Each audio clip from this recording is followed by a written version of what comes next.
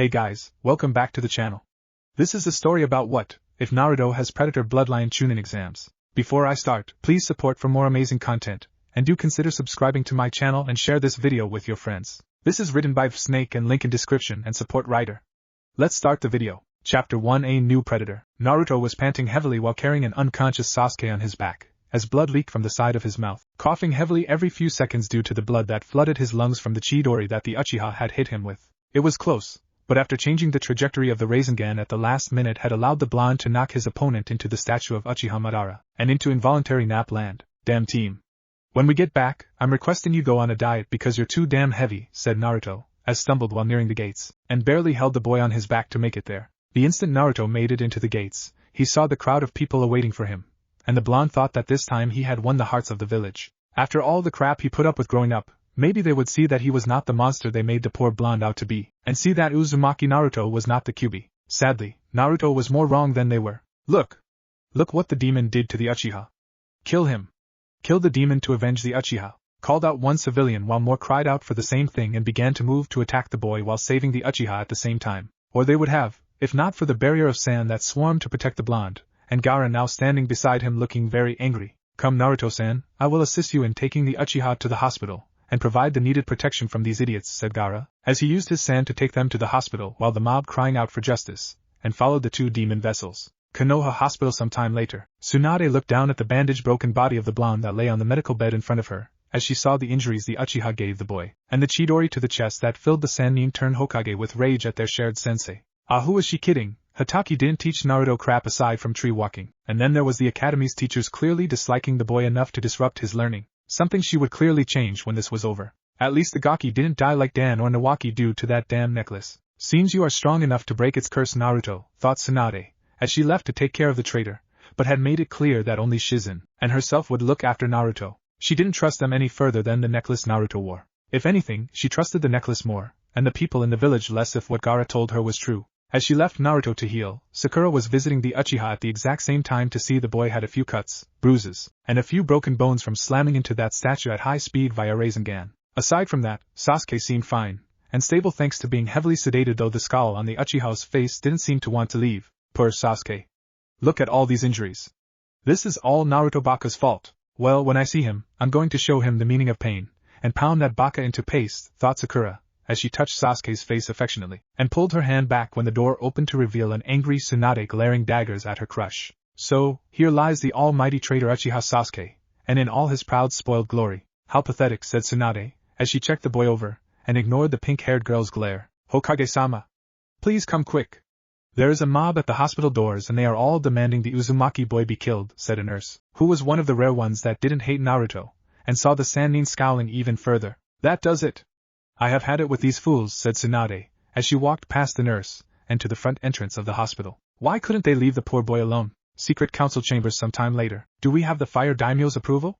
Said Hamura, as he saw Danzo nod his head, and produce the order signed by the fire daimyo himself with the seal to prove it. Yes. The lies we told him have secured our actions to go completely unopposed in this matter, and soon after we will have the ultimate secret weapon capable of making us the superior village in all the elemental countries, said Danzo, as he told his allies in this to set up a much-needed council meeting with the Hokage and the clan heads to make sure they got what they needed. Soon, the village would be his, and then all of the elemental countries would follow. 3 days later. Why have you called a meeting for? You realize I have important patients waiting for me at the hospital, and Uchiha to keep in check for his traitorous actions. And let's not forget the very boy you all hate responsible for bringing him back to the leaf instead of into Orochimaru's boy-loving arms, said Tsunade, as she saw them scowl at her for that, and almost instantly it went away with a sense of calmness in them like they still had the upper hand in something. Yes. Speaking of that boy being responsible for some things, it has come to our attention by the fire daimyo himself that Uzumaki Naruto be banished immediately from the leaf right after he is cleared to leave the hospital, said Danzo, as he was going right for the preverbal jugular, and getting the boy as soon as possible. What? On what grounds is this even being allowed? Said Tsunade, as she was given the scroll, and read the contents within it before unleashing killer intent at them for the clear lies that were written in this thing over the reasons the boy should be banished. Fighting Leaf civilians, fighting Leaf shinobi, insubordination of Leaf shinobi of Chunin rank or higher, conspiring with enemies of the Leaf, failure to kill enemies of the Leaf, damaging property within the Leaf, disrespecting the authority of the Hokage. Okay, that last one Tsunade could see was partially true, but only in terms of calling her old sensei old man, and for herself being called granny. But that was it. As you can see, the fire daimyo is less than pleased with just how Naruto is being left uncontrolled in the village, and has seen fit to remove the boy from the leaf entirely. But the man is merciful, as if you notice that the man has also decreed that if the blonde has shown some form of control over his life during his banishment, he will be allowed back into Konoha, and reinstated as a shinobi of the leaf, said Danzo, as he smirked at the way he manipulated this, and knew that soon after the boy was properly conditioned he would write a new report for the feudal lord telling of his monitoring of the demon brat's progress in being more disciplined. Soon after, Naruto would be unleashed on Tsunade, and by that time the old war hawk knew that the slug princess would not have the strength to fight the blonde. These are lies. Naruto has been fighting civilians? More like they've been fighting him. Arguing with leaf shinobi? How about getting his so-called sensei to train him and get someone else less suited for it? I'm going to appeal his decision, said Tsunade, as she saw they were a little irked by this, and hadn't expected her to put up a fight on the matter with the blonde. Still, appeals of the fire daimyo's decisions take weeks, months, and even years with so many events to block paperwork from being processed. It is your right to do so, Hokage-sama. But until then, the boy has to be banished, and if he is not out of the village shortly after he's recovered will be considered an enemy of the leaf before being executed, said Koharu, as she saw Tsunade looking ready to smash her head clean off her body, and resisted the urge to squeeze her hands together under the table. And what of Uchiha Sasuke? Don't tell me he is going to just get a slap on the wrist just because he's the last Uchiha within the village? Said Tsunade, who saw the two councils about to speak on that subject when Hayashi rose from his seat, and glared at everyone to hold their tongues. No, Hokage-sama. Since Uchiha Sasuke is part of a clan, this falls under clan matters, and all clan matters are handled by clans of the leaf when one does harm to others. The Uchiha's traitorous actions threatens the clans within Konoha and he will judge by us and pay for his crimes by our ruling, said Hayashi, as he saw the two councils protest this, and silenced them with his Byakugan pulsing from his eyes. Really? Then what is your decision regarding him if I may ask? Said Tsunade, as she saw many of them smirk, and it was Inuzuka-tsum rising this time. We the clan heads, hereby remove Uchiha Sasuke of his clan rights along with that of his clan from having status in the leaf, and demote him down to that of what he would most likely consider commoner status. In addition, the Uchiha estates are to be taken down to be paved way for new housing projects, and help the village fill the hole that Uchiha Itachi made when killing all the former clan. Also, all funds within the Uchiha's bank accounts will be seized, and divided up among the clan heads with an equal portion going to all of us, said Sum, as she felt the acts of the Uchiha were unforgivable, as her clan prided itself on loyalty, and such things need to be dealt with swiftly. This is not fair. Uchiha Sasuke was manipulated by that demon fox and Orochimaru, said a civilian councilman, as he saw Tsunade glaring at him, and made the man quiver in fear. While I disagree with the first part of your statement, I won't deny that the curse seal my former teammate gave Sasuke did give the boy a hard push in the range of psychotic behavior, and even as we speak Jiraiya is sealing it away in a more effective manner with the boy's bloodline to follow given the clan head's ruling in this matter, said Tsunade, as she saw the two councils protesting this, and were silenced by her fist hitting the table. Damn! If I try to overrule Tsunade's decision by going to the Fire Daimyo now, she'll use it to appeal the decision regarding the QB brat, and challenge it with proof I do not have other than the words of few spiteful villagers, thought Danzo, as he knew that alone was not enough to keep the Fire Daimyo from changing his decision, and probing deeper into the hole he had dug for himself if caught. Though Danzo had no intention of getting caught. This meeting is now adjourned. I have to see my patients, and for one of them I have to break his heart knowing this village backstabbed him for his loyalty. You just better pray this doesn't come back to bite you all in the ass, said Tsunade, as she left to carry out her duties, and one she was going to hate so very much. Hospital several days later. Hey Naruto. How does it feel to be the one to complete such a troublesome high-ranked mission? Said Shikamaru, as he came to see his good friend, and winced inwardly at his bandaged condition. Not bad though the food tastes horrible. Why? Want to switch places? Said Naruto, as he saw Shikamaru wave his hands up defensively, and answer with a no to the question. As much as I would like to be on a bed looking at a ceiling so I can picture clouds, I will pass due to the beating you got, and just leave it at that, said Shikamaru, as he saw the blonde laugh, and then saw Naruto wincing in pain a bit. How did Sakura take the news? Is she happy? Said Naruto, as he saw Shikamaru raise an eyebrow at the notice of him not using the chan suffix with the girl's name, and before he could respond the door to the room was kicked open with the said girl looking very angry with him. You! How dare you do that to Sasuke-kun? I asked you to bring him back, Naruto Baka. Not crush his body into powder, said Sakura, as she was livid, and shocked both boys in the room since Naruto was more injured than Sasuke was. I had to fight him, Sakura. If I didn't, he would have escaped to sound, and gone straight to Orochimaru, said Naruto, who saw Sakura wasn't listening, and looked like she was going to kill him. Shut up, Baka. Just shut up, you worthless Baka. I hate you. I hate everything about you. You're nothing. Always will be nothing. Do everybody a favor and just die, said Sakura, as she yelled the last part before cocking her hand back to slap him, but was stopped by Shikamaru using his shadow possession jutsu, and stopped the limb from connecting. Are you crazy? Naruto is in worse shape than Sasuke because unlike your oh-so-precious Uchiha a few corners down, he held back, and only used his skills to knock the traitor unconscious, said Shikamaru, as he used his jutsu to pull Sakura back, and now began to call for help. I don't care, said Sakura, as she tried to fight the shadow possession jutsu, and Naruto trying to find a way to get away from her despite his injuries. Well, you should, said Gaara, as he had heard the cries for help, and after assisting the Hokage in scaring away the angry mob of Naruto haters had come here to see the blonde. Only to find this happening. How fitting. A monster helping out another monster. I hope you two go to hell, said Sakura, as she was finally released from Shikamaru's jutsu, and left while glaring at the blonde in the room before leaving its presence. Damn. This is why I keep telling people women are troublesome. But does anyone take me seriously, or even believe me when I tell them that? Nuh, said Shikamaru, as he sat down in a nearby chair, and sighed heavily while looking at Naruto with a depressed face like someone had told him his parents died. You hate it when people call you that like I do. Why don't you strike back? Said Gaara, as he saw Naruto look at him with sad blue eyes, and it nearly made the newly appointed Kazekage want to flinch. And then what? I fight back, the people will think the seal is weakening, and kill me if they don't have me locked up. Unlike you, Gaara, I don't have a shield, and my seal was made to keep my demon's power under wraps while yours was made to do the opposite, said Naruto, as he didn't care that Shikamaru was in the room hearing this, and figured that the lazy Nara would figure it out sooner rather than later. Point taken. Get better and stronger, Naruto.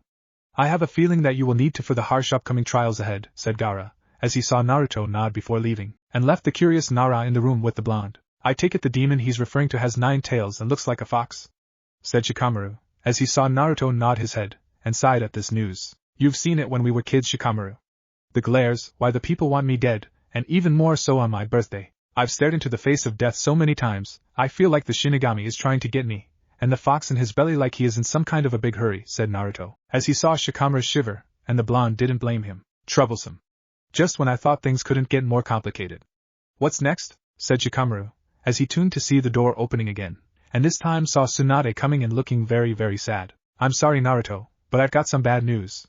The councils with the support of the Fire Daimyo has issued you be banished from the leaf until further notice, said Tsunade, as she saw Naruto's eyes widen, and Shikamaru shot up out of his chair faster than any Nara in history. What? Why? The retrieval team succeeded in the mission to bring back Sasuke. How can you even banish a shinobi for succeeding in a mission like this? Said Shikamaru, as he looked at Naruto, who had a look mixed with sadness, pain, and more importantly if not clearly anger. Well, it wasn't a total loss.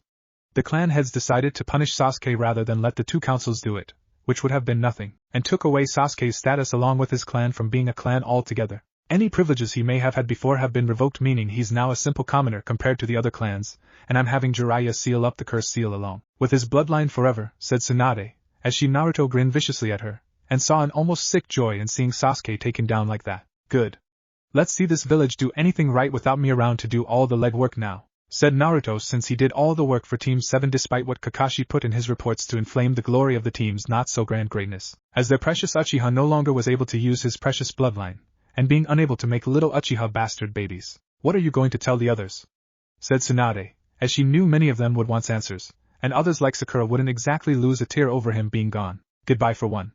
Other than that, nothing, said Naruto, as he felt depressed again, and saw Tsunade flinch at this. Well, you've healed enough that even I have to clear you from the hospital, and send you home to clear out, said Tsunade, as she knew the fox had healed the boy pretty good, and should be back to full strength soon. Great. The instant I leave, the people here will beat me up so badly I'll be back in this room, and then those bastards will have an excuse to punish me for not leaving right away, said Naruto, as he got out of bed, and put on new clothes that Tsunade got for him that for once didn't have a lot of orange on it. She felt crimson and black was more fitting. Has Kakashi come to see you? Said Tsunade, as she had not seen the man since Naruto was in the hospital, and wondered where he was. No. Probably by the memorial stone before getting ready to hover around his favorite student, while pleading apology after apology for not training him better. You know he actually passed me over during the chunin exams for Ebisu? Ebisu. That lowly closet pervert wanted to teach me chakra control for the exams. Why the hell do I even need it when I have too much chakra to even control in the first place? Even worse was the guy didn't even like me from the start, so all it did was make things worse, said Naruto, as he put on the black pants and the crimson shirt despite a few aching muscles still protesting. Bastard, said Tsunade, as she was going to teach Kakashi a lesson, and make him suffer for this. Don't sweat it, Granny. Besides, I've got friends outside of the village, who will gladly take me in, and help me with my training, said Naruto, as he smirked at her, and saw the Hokage's eyes become softer at this. You've got 2 days to leave, Naruto, But it's sad to say that one of them is today, and you have already spent most of it here, said Tsunade, as she saw him nod, and then smirk since he was going to have to give the village a going-away gift before leaving. So all I've got is a day and a half. Plenty of time, said Naruto, as he made his way to the window, and opened it before getting ready to leave. You're not leaving the front way? Said Tsunade, as she saw him look back at her with a look that said you're joking, right? On it. Those fools are just waiting for me to come out the front door so they can put me back in here. Why should I give them any kind of satisfaction? Said Naruto, as he leaped out the window, and into the village below to prepare the leaf for what was to come shortly after his absence. Naruto may have only a day and a half, but people tend to forget he is well versed in a single jutsu that can even the odds in any fight. The Shadow Clone Jutsu. Naruto's apartment. When Naruto arrived cautiously at his so-called home, as he saw that it had amazingly been untouched by the villagers, and when he entered saw Hatake Kakashi now looking quite serious when the Jounin turned to face him. Naruto of course was on guard and got ready to substitute himself with one of his shadow clones already dispatched throughout the village should his so-called sensei try anything. Naruto, I need you to come with me to speak to the Hokage. I need you to convince her to stop Jiraiya-sama from sealing away Sasuke's Sharingan eyes, said Kakashi, as he saw Naruto look at him with angry stare, and it confused the Jounin. You want me to ask Granny to spare that team? After what he did to me? Sasuke put not one, but 2 Chidores through my chest, sensei, and I do believe you were the only one outside of the Uchiha clan to make one. Why the hell would I even help you keep him active when his mind is already off the reservation? Said Naruto, as he saw Kakashi's eyes widen, and then narrow at him while balling his fists in anger. Because he is your teammate Naruto. I thought you were thick in the skull, but now I find out you're worse of a baka than I thought, and now I see you are lower than trash, said Kakashi, as he begins to walk out, but is stopped by a bone-crushing grip by Naruto now covered in aura of orange, and slammed hard into the wall before the blonde stared at him with anger written all over his face. I am lower than trash? I am lower than trash? I saved your ass from Momochi Zabuza when Sasuke quivered up in a ball like baby. I saved Inari's family from Gato's thugs while you were getting your ass handed to you on the bridge. I inspired the people of Wave to fight for what was theirs. I stopped Sababka no Gara from unleashing his demon, which was going to destroy the village, all the while Sasuke looked on in fear. Should I keep going on or should I keep burying you further in guilt? I have worked my hands to the bone for this village while Sasuke gets all the credit, and you train him while I get shafted through the whole deal. And for what? The teen's Sharingan. Why? An old debt that needs to be repaid by your dear dead Uchiha of a friend, who probably would have made a better sensei than you, and wouldn't have played favorites. I'm not the one who is the trash here, Hatake. You are, said Naruto before kneeing the shocked man right in the gut, and made the Jounin fall to his knees coughing through his mask before removing it to puke on the floor. Bravo, Kit. The one good thing you've done with my power aside from beating that damn Uchiha brat with it, said Kyubi, as he had awakened from its slumber just in time to see its vessel do this while drawing on the demonic chakra. Yeah well, get used to it, Fox. I'm going to make the people of Konoha cry in their sleep and wailing like babies to have me back in the leaf to defend them, thought Naruto, as he made some more clones to help gather his stuff, and saw Kakashi looking up at him with his one wide eye. What are you doing, Naruto? Said Kakashi, as he saw the small group of Narutos begin packing things up, and Original looking even angrier at him. You don't know? Kami, you are so stupid, it's practically pathetic that you are so focused on the Uchiha, which has blinded you to the point that you are able to ignore me this much. Hell, the decision to have me banished from the leaf came first, and the Uchiha's punishment in having his bloodline sealed came second. Yet here you are to have me save the traitor from his punishment without even knowing, much less caring to find out about the very person, your own student you neglected, who brought him back in the first place. And even worse called lower than trash to my face, said Naruto, as he laughed a hollow laugh before looking at his clones to see they had finished, and left the room after the Original spit on the ground in front of Kakashi. Naruto was so angry with Kakashi and Kakashi was in such a daze that neither one noticed the shadow figure of a certain Hyuga girl having heard the entire conversation via open window with a nearby tree having a branch extending close by. Naruto-kun is being banished?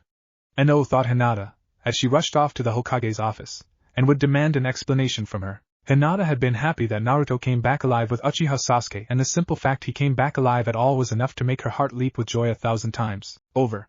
However, the joy left when Hinata saw the angry mob forming to attack Naruto before Gaara intervened, and took the 2 boys to the hospital to be treated for their injuries. She didn't know why they acted like that towards Naruto, even when she was a child.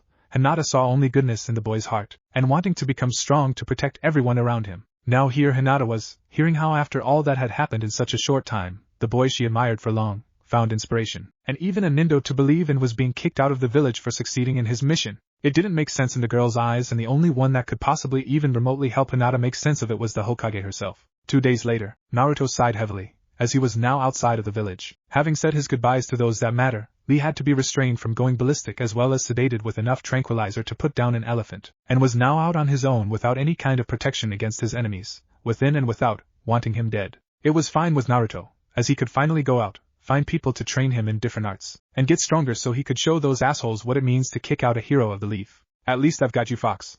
You may be a demon, but if I die, then you die, and if you want to survive you better help me get stronger. You don't want the Shinigami to get the last laugh, do you? Thought Naruto, as he leaped his way from tree to tree since he didn't trust the roads, and felt more at home in the trees anyway. Point taken, Kit. Not to mention, I have a score of my own to settle, and you are going to help me make it happen, said Kyuubi, but the last part was more to himself than to Naruto, and was quite pleased with his vessel as of late. Such thoughts were ended when a volley of shuriken came to Naruto's left, which the blonde dodged by ducking behind a nearby tree, and peeked out to see the direction the weapons were thrown. Narrowing his eyes, the young blonde saw the squad of ANBU with the kanji for root written on it, and the captain of this squad had his sword out. Uzumaki Naruto, by the orders of Danzo, we are here to bring you to him for a secret position within his organization, and turn you into a secret weapon for the good of the leaf, said the root captain, as he waited for the blonde to make his decision, and got ready to fight if Naruto decided to resist. Really? Well, you can just tell that Baka Danzo he can kiss the fattest part of my ramen-loving Kyuubi sealed within ass, said Naruto, as he had been readying an explosive tag during the man's talking, and threw it in the direction of the root captain before taking off deeper into the trees. The tag went off before hitting the root captain, which was Naruto's intention from the start, as it would cause the group to scatter, and by the time they could form some way of regrouping it would allow him to get farther away from his pursuers. The plan didn't last very long though, as the root ANBU coming after him were catching up quickly, and were now in the process of attacking him with various jutsus once they saw a chance to aim them at his back. We need a plan, Kit. Your body is still not 100%, and to fight them would only make things worse, said Kyuubi, as he saw his vessel was still in need of another full day in terms of healing, and to do that required not being attacked by anyone the whole time. Don't I know it? Damn Team's Chidori is still causing some pain in my chest, thought Naruto, as he dodged a fireball jutsu, and then a water cannon jutsu that shattered a tree near him. Earth-style, ground-shifting jutsu, said the root captain, as he moved from the trees, and had dived to the ground to use the jutsu that uprooted the trees around Naruto. The blonde was thrown off his tree just moments after his feet had touched the branch, with the end result sending Naruto skidding until he landed near a cliff with the bottom looking bottomless and dark. Naruto saw it, as he saw the root shinobi all surrounding him now in a half-circle formation, with his choice of death being at the hands of them, or the fall from the cliff below. Fox. Quick question. If I fall from this cliff, is there a chance I'll survive, and avoid being caught by these guys? Thought Naruto, as he saw Kyuubi look at him with narrow eyes, and looking quite unhappy right now. What kind of question is that?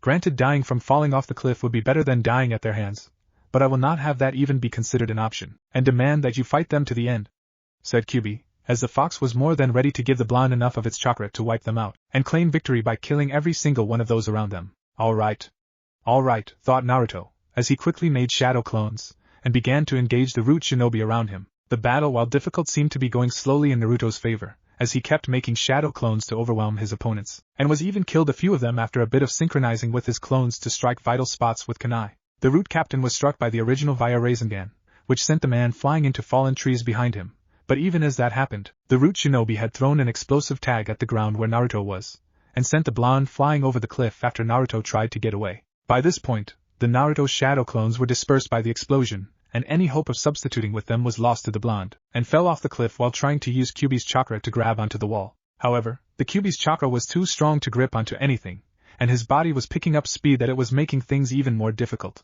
Then everything went dark for Naruto, as he was swallowed up into the darkness below, and it was all the boy saw for some time. Konoha at the moment. The people had partied the instant word got out about Naruto's banishment, which was mere minutes after the blonde's body was out of the village's walls, and cheering on about how they were free of the demon spawn. However, the day after the party, things started to go bad for everyone in the village that hated Naruto, and many were now weeping out in misery. When Naruto was getting ready to leave the leaf, his shadow clones had been hard at work making sure that the people of Konoha did not enjoy his leaving, and their cries of joy would turn into cries of sorrow.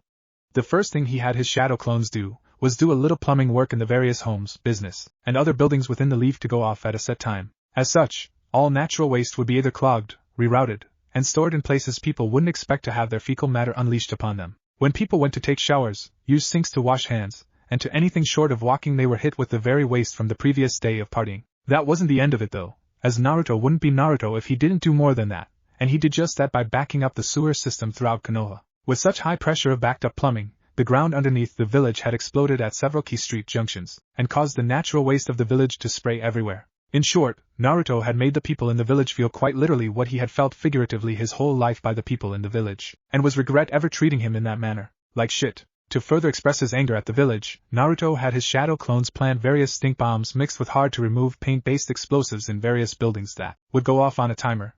When the bombs went off, the shops that kicked him out, or had overcharged Naruto absurd prices for crappy quality equipment were ruined to the point of tearing the buildings down, though given the war the Leaf was in would cause a lot of red tape since funding would be halted for such construction projects to gear the village up for war. In short, those business would either have to put up with the damage, not to mention the stink, or shut down their business for good. Not to mention that Naruto had gotten a hold of certain shops' bookkeeping records they had in their safes and placed them on Tsunade's desk to look at with a note telling her to compare them with the Leaf's own overall financials.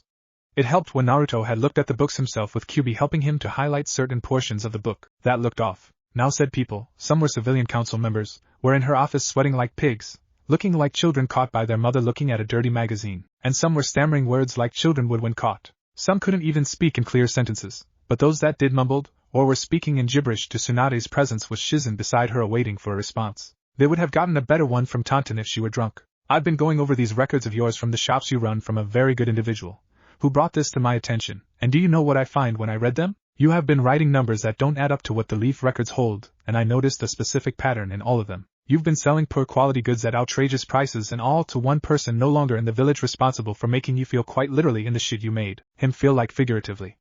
I don't know why the Sandaime let you get away with this, but knowing him, you kept it away from his old heart, since it would have put a good deal of strain on his person, and for that I'm inclined not to charge you with treason. What I am charging you with, however, is extortion, fraud, corruption, and various other charges that land you quite a few sessions with a Biki with Anko soon following afterwards before I throw you away in a prison surrounded by all sorts of people that hate the Leaf. By the time you are let out, which is a really big if, you will either be leaving there in a body bag, or wish to Kami you had, said Tsunade, as she saw the weak little people now before her sputtering, pleading, and begging that she reconsider such an action. As if they deserve mercy, thought Shizen, as she saw Tsunade narrowing her eyes at them, and finally slam her fist down in anger at having enough of their false begging for forgiveness. Silence. I have had enough of your bitching to me when you don't deserve a single ounce of it. Umbu. Take these maggots out of my sight and tell Ibiki to go all out on them. Don't forget to tell Anko the same damn thing, said Tsunade, as she saw the group crying out still for mercy, and being led away by the ANBU. It's going to take a long time to clean up the mess Naruto left behind. People even now are cursing him, wishing him to die. And even worse is that when people tried to destroy his home, they set off some kind of trip wire that caused the apartment complex to blow up with debris scattering everywhere on everyone near it. A large group of people are in the hospital from the building debris mixed with shards of glass, and some have broken bones from having larger portions of rubble fall on them, said Shizen, as she saw her teacher now Hokage narrow her eyes dangerously in deep thought, and then get up from her chair to walk towards the window to look at the populace below now suffering. Doesn't matter, Shizen. They can have all the doctors Naruto had at the hospital, who were always delayed, and give them piss-poor medication. By the time Naruto comes back, these people will be on their hands, and he's begging the Gaki for forgiveness, said Tsunade, as she saw very few places were spared Naruto's wrath, and those were the homes of the ones that Naruto called friends. I hear Gaara is angry with us and is going to pull away from the alliance before telling the Wind Daimyo everything. No doubt every other place in the elemental countries will get wind of this and raise a figurative stink to this before complaining to the Fire Daimyo and letting this happen, said Shizen, as she saw Tsunade smirk at that, and knew that this would help speed up the appeals process and getting Naruto back in Konoha. Those Baka council members think that they have everything figured out in removing Naruto from the Leaf, but they forget that Naruto is a hero to people outside the village, and those people are very influential people.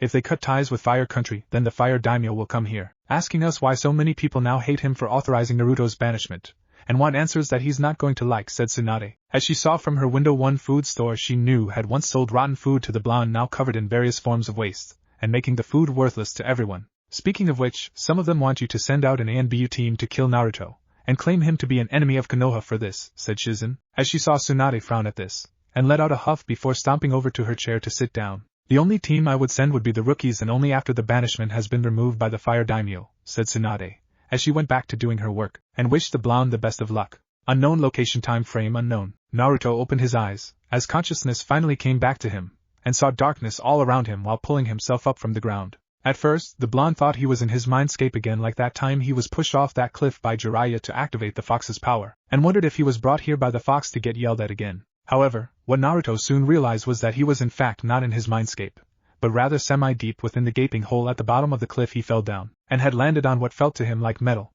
Looking around while trying to adjust his eyes, Naruto looked around to see he was on a large metal object, and after some stumbling found a way into the strange structure. Wow! This place is incredible. I've never seen anything like this before, thought Naruto, as he saw the inside of structure, and the weird designs of some strange culture. I don't believe it. I thought they were all gone or destroyed, said Kyubi, as he saw what Naruto saw, and recognized these markings along with what they were really in. You know something about this, Kyubi? Thought Naruto, as he sensed the fox nod, and was about to hear an explanation on the subject. Indeed. Long ago, before the elemental countries existed, there was a race of beings from beyond the stars, who hunted only the most worthy of beings for sport, and honor of their clans, with the latter not unlike what you find in some shinobi villages today.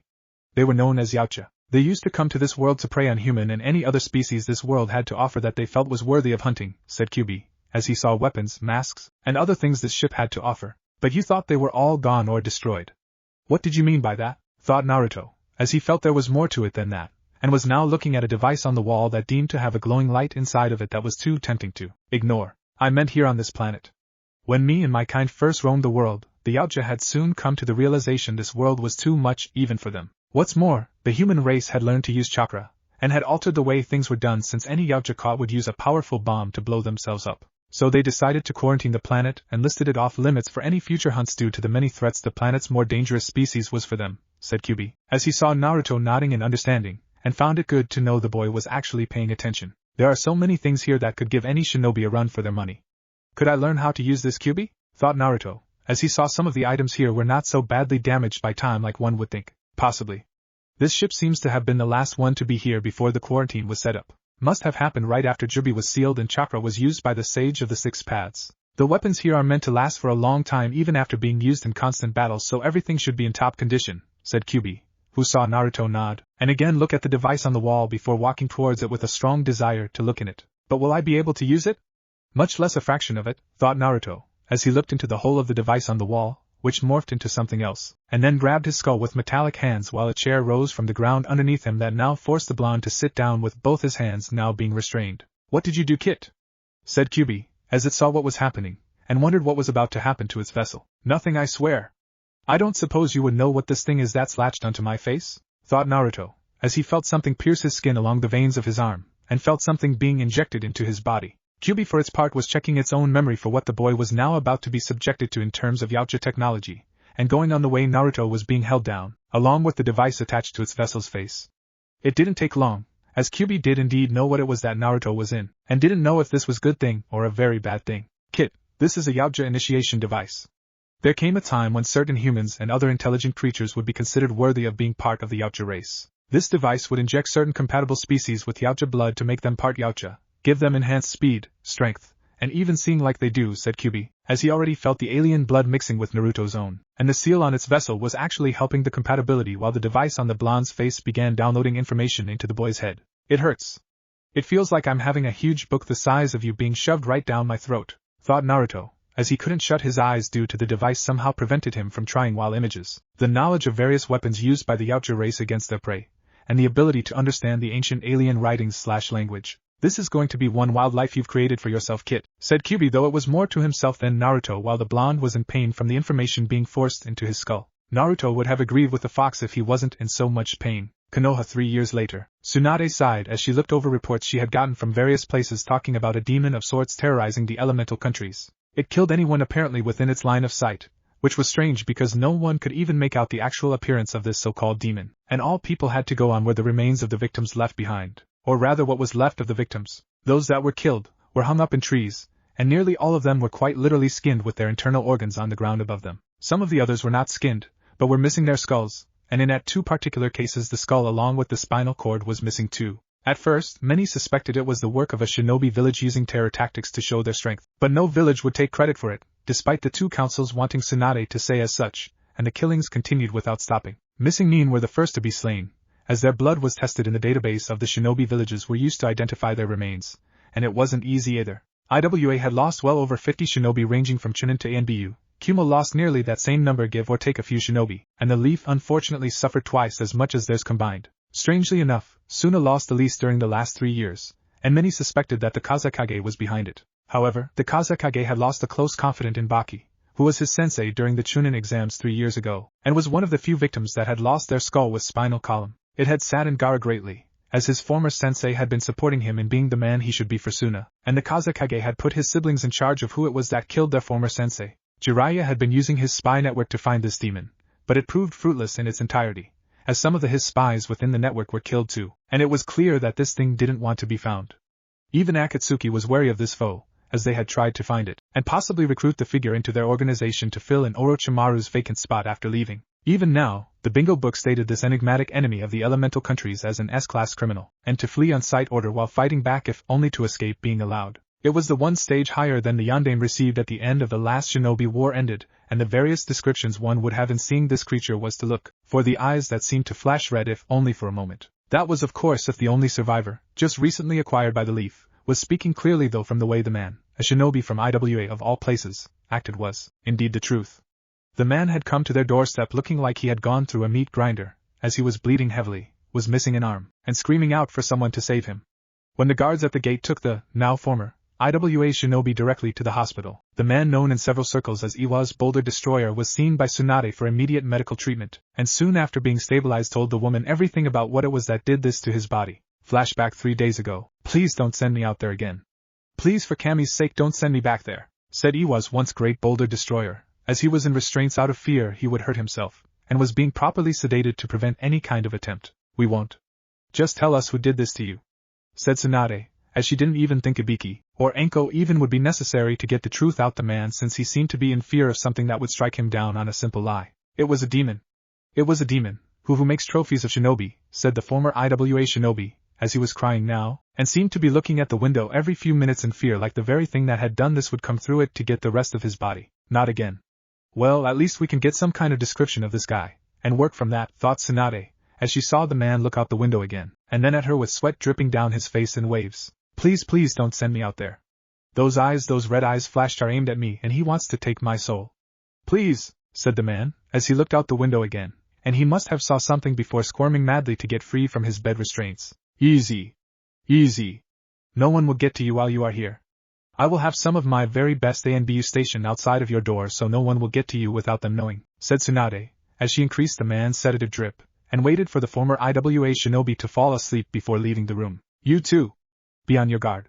He's the only one right now to survive an attack by this so-called demon, and I need to have a Noichi run through his head for answers, said Tsunade, as she saw her two ANBU guarding the room nodding their heads, and knew this was not an assignment you can afford to be marked down on your record as a failure. And flashback. Hopefully, we can nail this bastard to the wall, and I can possibly use it to influence the fire daimyo to bring Naruto back to the leaf, said Tsunade to herself, as she wished the blonde Gaki was here now, and calling her granny. After word got out of Naruto's banishment, every person in every country the blonde had ever met was sending letters upon letters to her, and the fire daimyo demanding a full explanation on why their hero was banished. The Hokage of course put the blame on the two councils and to a lesser extent the fire daimyo, though mentioned that the feudal lord did agree to it without either party letting her know until it had been signed.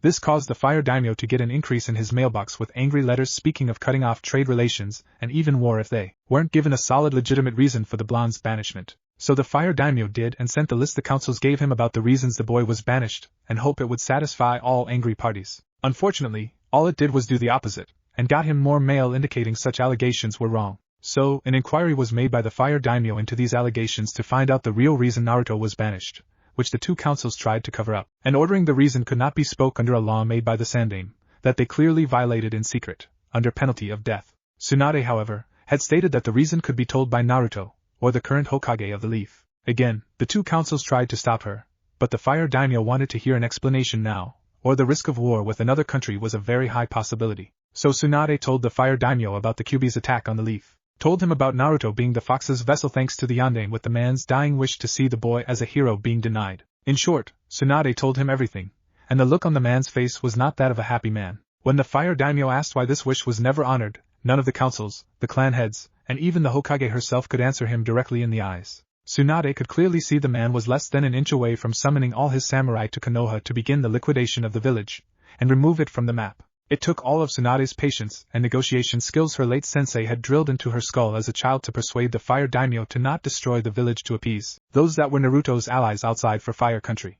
However, Fire Daimyo had decided to not remove the banishment on Naruto, but only because he felt that it would give the boy a chance to grow without the Leaf Village suffocating him, and improve his skills, and would remove it at a later time with a full pardon on all the past crimes the councils claimed he had done. As for the people of Konoha, The fire daimyo ordered that every single one who had hurt Naruto was to be punished in front of everyone, and they were whipped ruthlessly for their actions.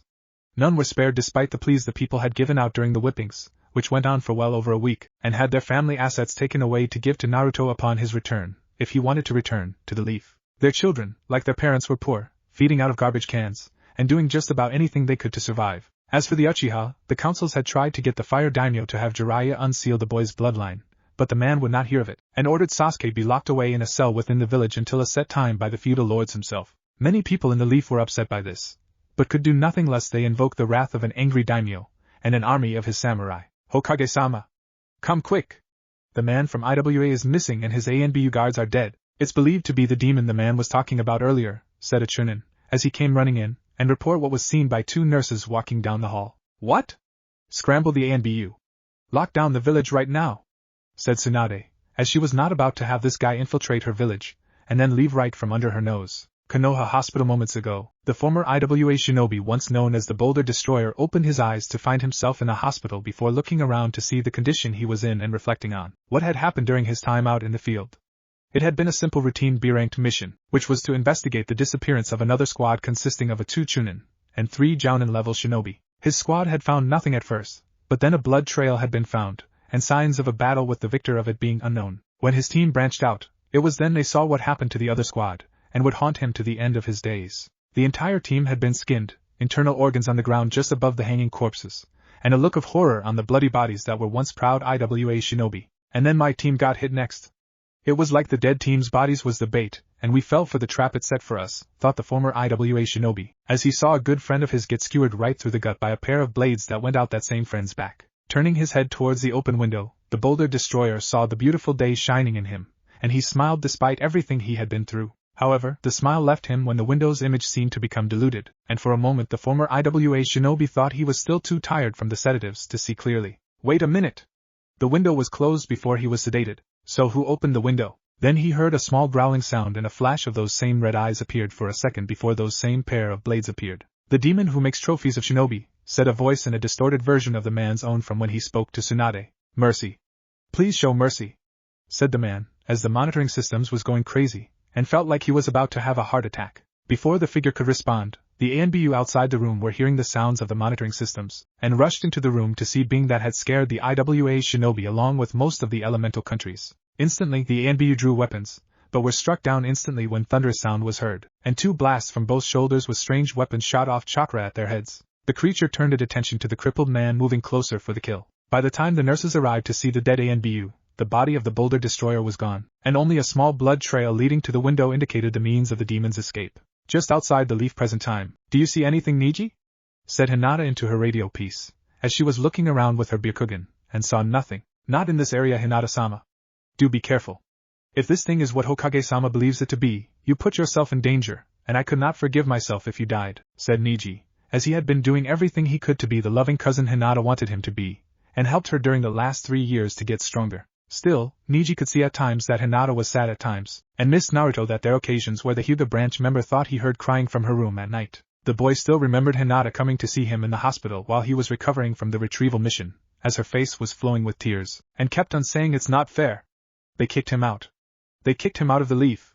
Repeatedly until Niji had to ask Hinata what she was talking about. So Hinata told Niji about seeing Tsunade for answers after overhearing Naruto telling Kakashi about his banishment from the leaf and how the female fire shadow couldn't stop it from happening. Needless to say, if Niji wasn't injured like he was at the time, the Hyuga prodigy would have gone on a rampage, and raised hell regardless if he was taken down by the caged bird seal. I'll be careful, Niji. I have to be if I'm to see Naruto-kun again, said Hinata, as she had heard from the Hokage about Naruto's banishment being lifted soon once this business was over, since any able leaf shinobi could be recalled into service if it was believed that shinobi skills could prove vital to the leaf. Granted, it was all a smoke screen to get Naruto back, but any reason to have the blonde back in the leaf was good enough for Hinata, excluding imprisonment, or his execution of course, and even more so to have him see just how much she had improved. Hinata's thoughts on the matter ended when she saw movement to her right, and went to investigate what her eyes detected. Niji, I think I see something. Just head to east from your current position to meet up, said Hinata, as she leaped to another tree, and then the next before she found her prey was nowhere to be found. I'm on my way, Hinata-sama.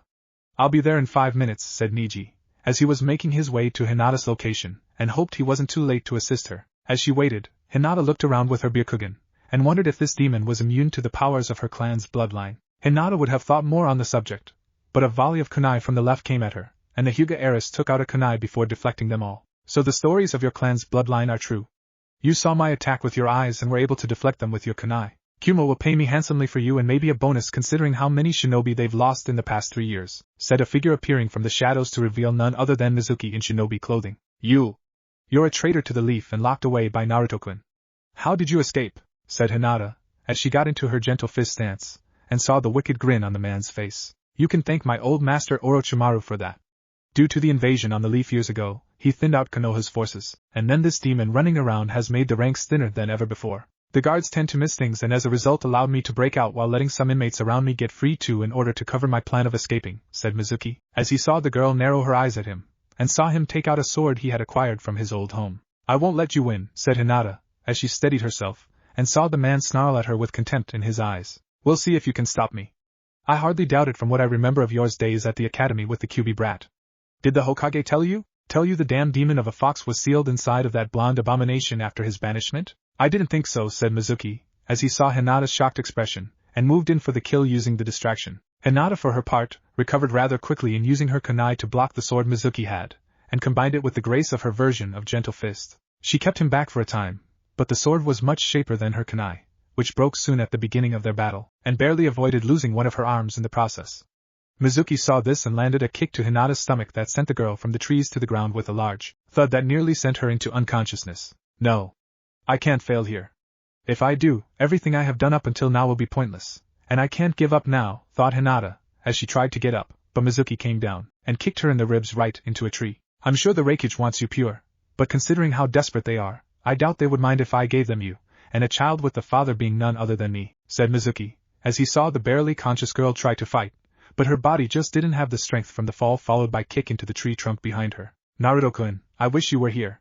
No matter what happens now my heart will always be yours, thought Hinata, as she would not be afraid, and looked defiantly into Mizuki's eyes while he approached her. Any last words you wish say while you still have your virginity my soon-to-be Hyuga bitch? Said Mizuki, as he had kept stalking her like a predator would its prey, and looked at her with hungry eyes. I hope you die a painful and barren forever in the 9th level of hell, said Hinata, as she saw him smirk at her, and began to undo his clothing. Sorry bitch, but the only one here who's going to be in pain is Yoh, said Mizuki, as he was struck from behind, and had a bladed staff of some kind coming out of his stomach. Die, said a deep voice from behind Mizuki, as an invisible hand grabbed the man by the neck, lifted him up over its head, and ripped the traitorous leaf shinobi in half that sprayed blood everywhere. For her part, Hinata was terrified of the sight of seeing someone die in such a way, even if it was Mizuki, and for the most part was glad he was dead, or rather dying since the man was only ripped in half at the waist and still had his upper parts still intact for the moment. You fucking monster! Don't you know who I am? I am a former subordinate of the great Orochimaru-sama. Do you know what that man is capable of? He will destroy you once he learns of this and make you beg for death, said Mizuki, as he had blood coming out of his mouth, and looking up at this new foe now revealed to him along with Hinata. The figure's response was driving the sharp tip of the blade from his staff into Mizuki's skull before twisting the blade and then pulling it out again with the staff, retracting to a more smaller traveling form. Turning, the masked figure walked towards Hinata slowly like Mizuki did, but without the intentions that the now dead man had in mind, and had stopped a single step from her down form. Are you going to kill me? Said Hinata, as she made sure to remember every aspect of this person before her, and saw him tilt his head in thought. He was taller than her by far, which she estimated put him over 6 feet 5 inches going on 6 feet 6 inches in terms of actual height, and his body was thick-looking with muscle. His legs were wrapped in fishnet along with his body, as the other part of him was covered in metallic armor that Hinata had never seen before, and on his right arm was some kind of blade at the wrist. His face was a mystery to her, as it was masked with strange eye holes that you could not see through from the outside, but it was clear this person could from the other end, and saw that the sides of the mask had what almost looked like whisker marks on his mask along with a single marking on the forehead of it. Before the figure could answer, she saw movement behind him, and Niji was about to strike using his version of gentle fist when the intended target that was this supposed demon leaped backward behind the Hyuga prodigy at the last minute. The masked being leaped into the trees using acrobatics that seemed almost inhuman for one of his size. As he looked at them to see Niji had quickly turned around, carefully maneuvering his body to be Hinata's shield, and readied himself to give his life if need be for her. You've grown. Both of you, said the figure before disappearing right in front of the two Hyuga using the cloaking device on its wrist, and took off having retrieved what he wanted plus an expected bonus. Hinata-sama, are you alright? Said Niji, as he turned to face her after making sure the area was secured, and sensed other members of the outside team coming their way. Yes, Niji. I am, and believe it or not, he saved me from him, said Hinata, as she pointed to the corpse of Mizuki, and then to Niji's shocked face. Did anything else happen before then? Said Niji, as he saw Hinata was going to need medical assistance soon, and gently help her up. No. Mizuki attacked me. We fought and lost. He was about to do something very bad, but then the other one came, and killed Mizuki in a vicious manner, said Hinata. As that was mostly true with the exception of Mizuki tell her about Kyubi being sealed within Naruto. But her cousin didn't need to know that, and it wasn't her right to tell him nor anyone else for that matter. Niji nodded his head in understanding, as they began walking back to the village with the other members of the team regrouping with them along the way, and all the while they were thinking the same thing. Just who the hell was this demon running around the elemental countries? Chapter 2 Suspicions. Tsunade was thankful to see Hinata was back in Konoha safely, as she had heard about how the infamous demon who makes trophies out of shinobi had been in the young girl's presence for well over a minute, and felt it was strange to hear how he, from what Hinata described of the enigma's figure, saved Hinata from Mizuki. The traitor's death was brutal, but a death fit for someone of Mizuki's stature considering his past actions against the Leaf, and Naruto of all people. Thank you for giving this report to me right away, Niji.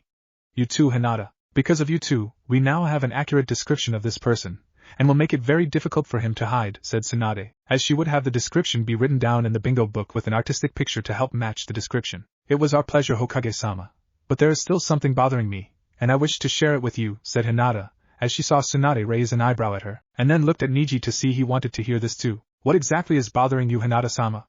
Said Niji, as he knew that whatever it was that bothered his cousin, it was possibly connected to this mission, and this demon they had met. To be honest, Niji-ni-san, I'm not really sure, but when the demon killed Mizuki, he retreated after you appeared, and before leaving mentioned how we had both grown. It was almost like he knew us from another lifetime, said Hinata, as she saw Tsunade raise an eyebrow at this, and saw Niji deep in thought about that moment as well. I do not know of such a person in all our years growing up, Hinata-sama, said Niji, as he saw Hinata nodding her head in agreement, and Tsunade seemed stumped by this too. Still, it is a possible clue to this guy's identity, and look into that on your own time since you two look like you could rest for a bit. Even if we didn't capture this guy, I'm glad that you both came back unharmed, and possibly beat this guy in the long run, said Tsunade, as she saw them nod, and left after she dismissed them. Even if we do get this guy in the long run from what they told us, a lot more people are going to die before that happens, and each death is going to get worse, said Jiraiya, as he appeared on a window, and saw Tsunade glaring at him now. Which is why I sent you out to find Naruto, while training and protecting from such a threat,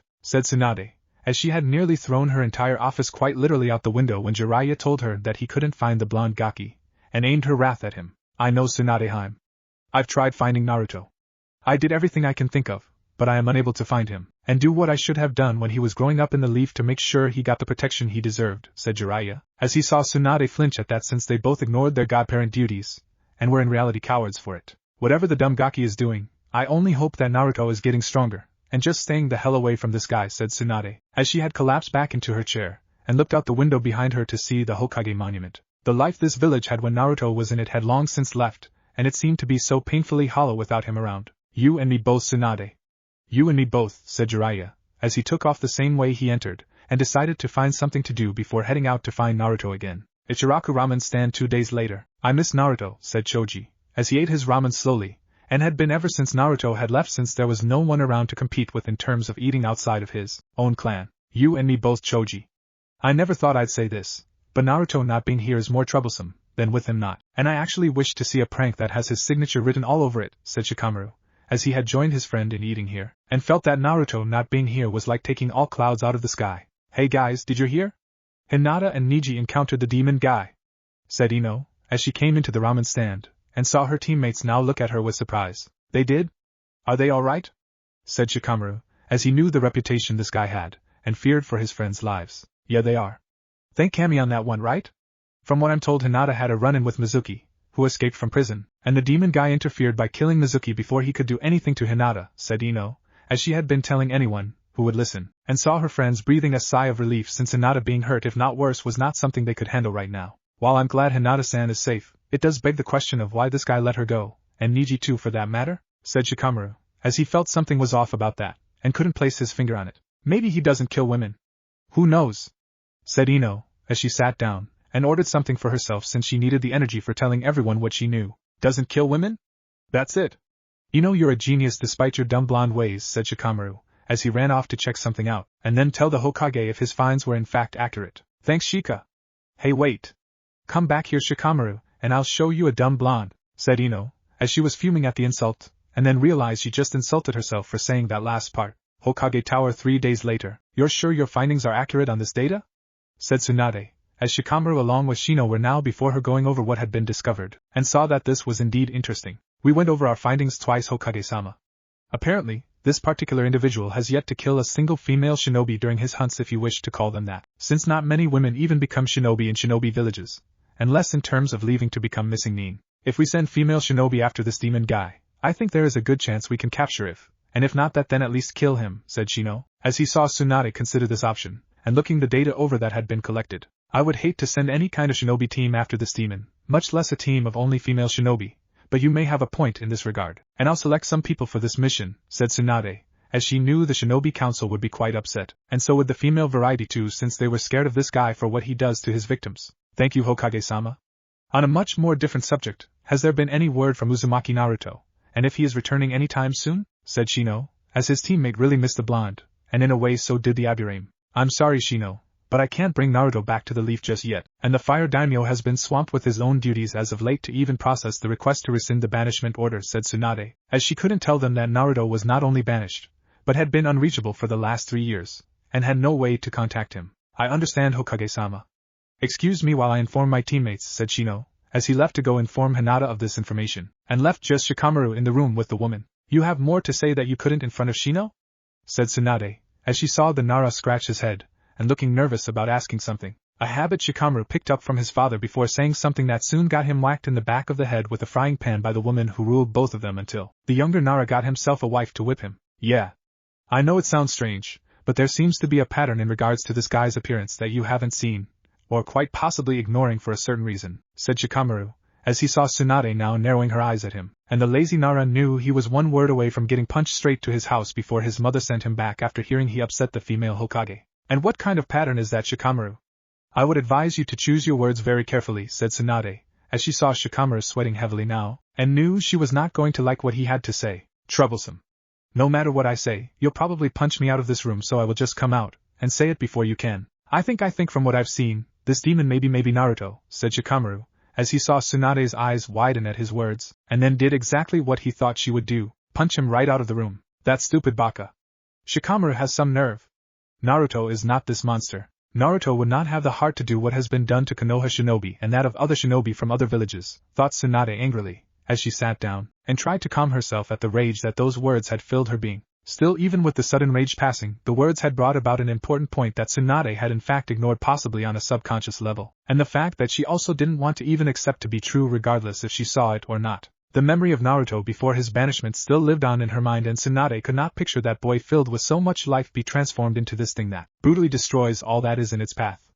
A thing that skins people, taking their skulls, and in some cases the spinal columns too. However, the doubt was beginning to grow in Tsunade's head, as she realized the simple truth, and that shortly after Naruto disappeared this monster of a man appears. Closing her eyes, Tsunade prayed to Kami that it wasn't true, and called Shizunin to gather a specific number of female shinobi to her office for an assignment none of them were going to like. Rice Country Sound Village 4 days later. Orochimaru was upset, which since the loss of getting the Uchiha was nothing new, and had been in an increasingly foul mood that even Kabuto had to be extra cautious when approaching the Sannin. Orochimaru had already gone through a new body 3 years ago and needed a new one soon, with the results without a body being death. Orochimaru-sama, the body you need is ready, and awaiting your soul to enter it, said Kabuto, as he knew that would make his master partially happy, and yet angry all the same since it wasn't the Uchiha's body. Good. I need to enter my new body now or else all will be lost, said Orochimaru, as he now made his way to the room specifically for such an occasion, and extending his life another 3 years. What the Snake Sannin saw when he got there, however, was not what Orochimaru was expecting, and neither was Kabuto, since the vessel chosen was in the condition it was left in. The body, or rather what was left of it, was splattered all over the room, and made Orochimaru furious at the sight of it all. This is bad. There are no other vessels in sound for Orochimaru-sama to take as his own now, thought Kabuto, who saw this, in his mind, horrible travesty, and then looked at an infuriated Orochimaru. You have some explaining to do, Kabuto, said Orochimaru, as he believed that this was Kabuto's way of betraying him in his moment of weakness, and intended on killing the boy before such betrayal could be completed. Orochimaru-sama, I did not cause this carnage, said Kabuto, as he saw the Snake Sannin was getting ready to unleash his anger on him, and feared for his life. If you didn't, as you claim, Kabuto, then who did? Said Orochimaru, as he wanted some answers, and he wanted them now. And Orochimaru did get his answers when he sensed something behind him and leaped out of the way seconds before a blast of red chakra hit Kabuto in the chest. Rolling to the side, Orochimaru saw Kabuto was now on the ground dead. His wound in the chest was steaming with the intense heat the chakra had hit him, with the wound instant becoming cauterized, and had a faraway look that told the Sannin that even Kabuto couldn't believe this had happened to him. Orochimaru of the Sannin, you will make an excellent hunt, and your head will be a nice trophy for my collection, said the unseen figure in the room, and it made the Sannin in the room narrow his eyes before looking at the door. I think not, thought Orochimaru, as he ran to the door, but was stopped when red lasers crisscrossed and blocked his path of leaving the room. Turning around, Orochimaru saw the now uncloaked figure ready for a fight with a dual spear-like weapon in hand, and heard the growling sound this person was making. In his current condition, Orochimaru knew this person was not to be taken lightly, and needed to be taught a lesson for killing his new vessel along with Kabuto, to a certain extent. So deciding to go all out, the snake Sannin revealed to the masked figure his true form, being a large albino snake comprised of many much smaller snakes after performing countless experiments on himself in the hunt for immortality. Seeing this, the masked figure extended his right hand's wrist blades, and brought out his chakram that in the common tongue, if he was asked, would have meant smart disc with his other hand. Orochimaru let out an inhuman cry, as bloodlust filled his being, and he could tell this masked enemy was feeling it too. With deadly speed and precision, the Sannin struck with the intent in biting his prey complete in two, and missed with the wall being eating instead. Seeing his opportunity, the masked figure unleashed his chakram at Orochimaru, and sliced the giant snake in half. However, as the disc bounced off a wall, and back to him, the Sannin reattached his lower body back together. Seeing this, the masked hunter put away his chakram, and readied his combi stick to use against the Sannin. Orochimaru extended his jaws wide, as he charged forward fake left before moving right, and after dodging the thrown spear weapon to wrap his body around the masked hunter. Grinning in apparent victory, the Sannin squeezed harder while trying to make the masked figure's head go pop, and laughed while doing it. The Sannin's victory, however, was cut a bit short when pain went through his skull, and Orochimaru was struck in the head by the combi stick that the masked hunter had thrown away. It turns out that the combi stick was a henge, as well as his enemy being a shadow clone, and the real masked hunter had used the real combi stick to pierce the Sannin's skull. Orochimaru howled out in pain, as he struggled to somehow try to get the weapon out of his skull, while the masked figure brought out his shuriken, and threw it at the Sannin repeatedly, with the injuries leaving cuts before the combi stick got free. Swinging his tail at the masked figure, Orochimaru was pleased to see he had hit his target, and once more wrapped his form around his prey. Acting quickly, the masked hunter took out a canister of blue solvent in his left hand, and used his wrist blade to counter the Kusanagi sword that came out of Orochimaru's mouth. Chew on this, said the masked hunter, as he threw the canister of blue solvent into the Sannin's mouth, and heard the glass breaking with the solvent now being swallowed down the monster snake's throat. Orochimaru cried out in pain, as the solvent began destroying his body, and left only a simple blood stain on the ground when it ran its course through his system. Still, it was against the masked hunter's beliefs to leave without some kind of trophy for such a hard-fought hunt, and set out to go through Orochimaru's lair to find an item that could become a trophy. Not before aiming his plasma canister at Kabuto's head and blew it off to make sure the man was really dead. Konoha Hokage Tower 2 weeks later. Do you understand the mission I am giving you? If you want to back out of this mission, now is the time, and I won't blame you for doing so, said Tsunade, as she saw the group of women before her trained in the shinobi arts, and each one different than the last. Before her was Midarashi Enko, Yuzuki Yugao, Yuhi Kurenai, Inuzuka Hana, and Hyuga Hinata, all being brought together for the single purpose of hunting down a common foe. Granted, Hinata was not one of the shinobi Tsunade wanted to use, but the Hyuga girl was the only one who could possibly stall the demon shinobi long enough for him to be taken down and unmasked before being interrogated for information. We understand the mission, Hokage-sama. We find, capture, and or kill this guy before we find out who he is, said Enko, as she was interested in this guy, and wondered if he didn't kill women because he was being chivalrous or because he thought women were weak. Correct. However, I don't need to remind you to be on your guard, since everyone this monster had faced have all met gruesome deaths, and one false move could be your end, said Tsunade, as she saw them nod, and all of them were prepared to go forward with this mission. When the group of young women left the Hokage's office, Shino was waiting for Hinata, and so was Kiba, since he didn't like two people he cared about going on a suicide mission that will get them skinned alive if not worse. Kiba-kun! Shino-kun! What are you doing here? Said Hinata, as she greeted her teammates, and saw they were worried about her. We came to hope you would reconsider this mission.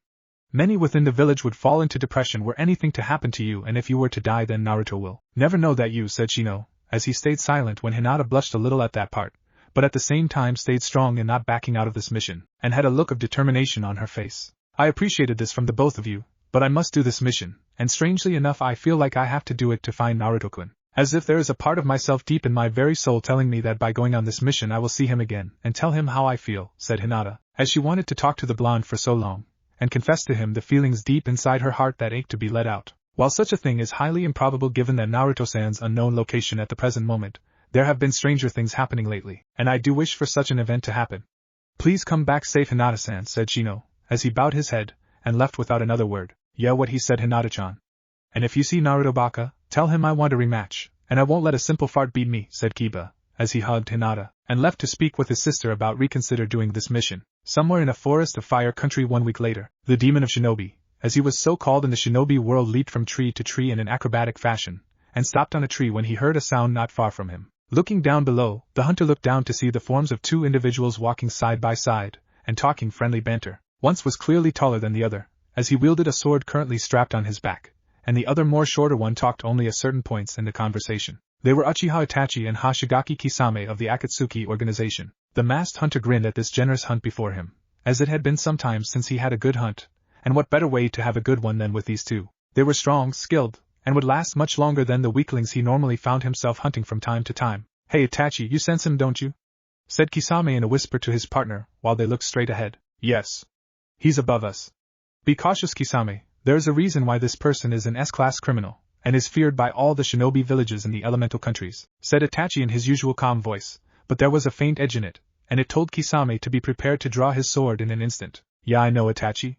What he does to his victims creeps me out, and that's saying really something when you consider who I am, said Kisame, as he felt that such a way to die was no way for a shinobi to meet his end, and it made a chill run down his spine. Before any more could be said, the figure in question had landed about 15 feet in front of them with a loud thud, as he deactivated his cloaking device, and stared at the 2 S-class missing Nins with his masked eyes flashing red for a second. For Kisame, he could see why Pain wanted this scary guy to join the Akatsuki organization, as he was no doubt very strong in a physical sense, and not afraid to kill in a brutal fashion.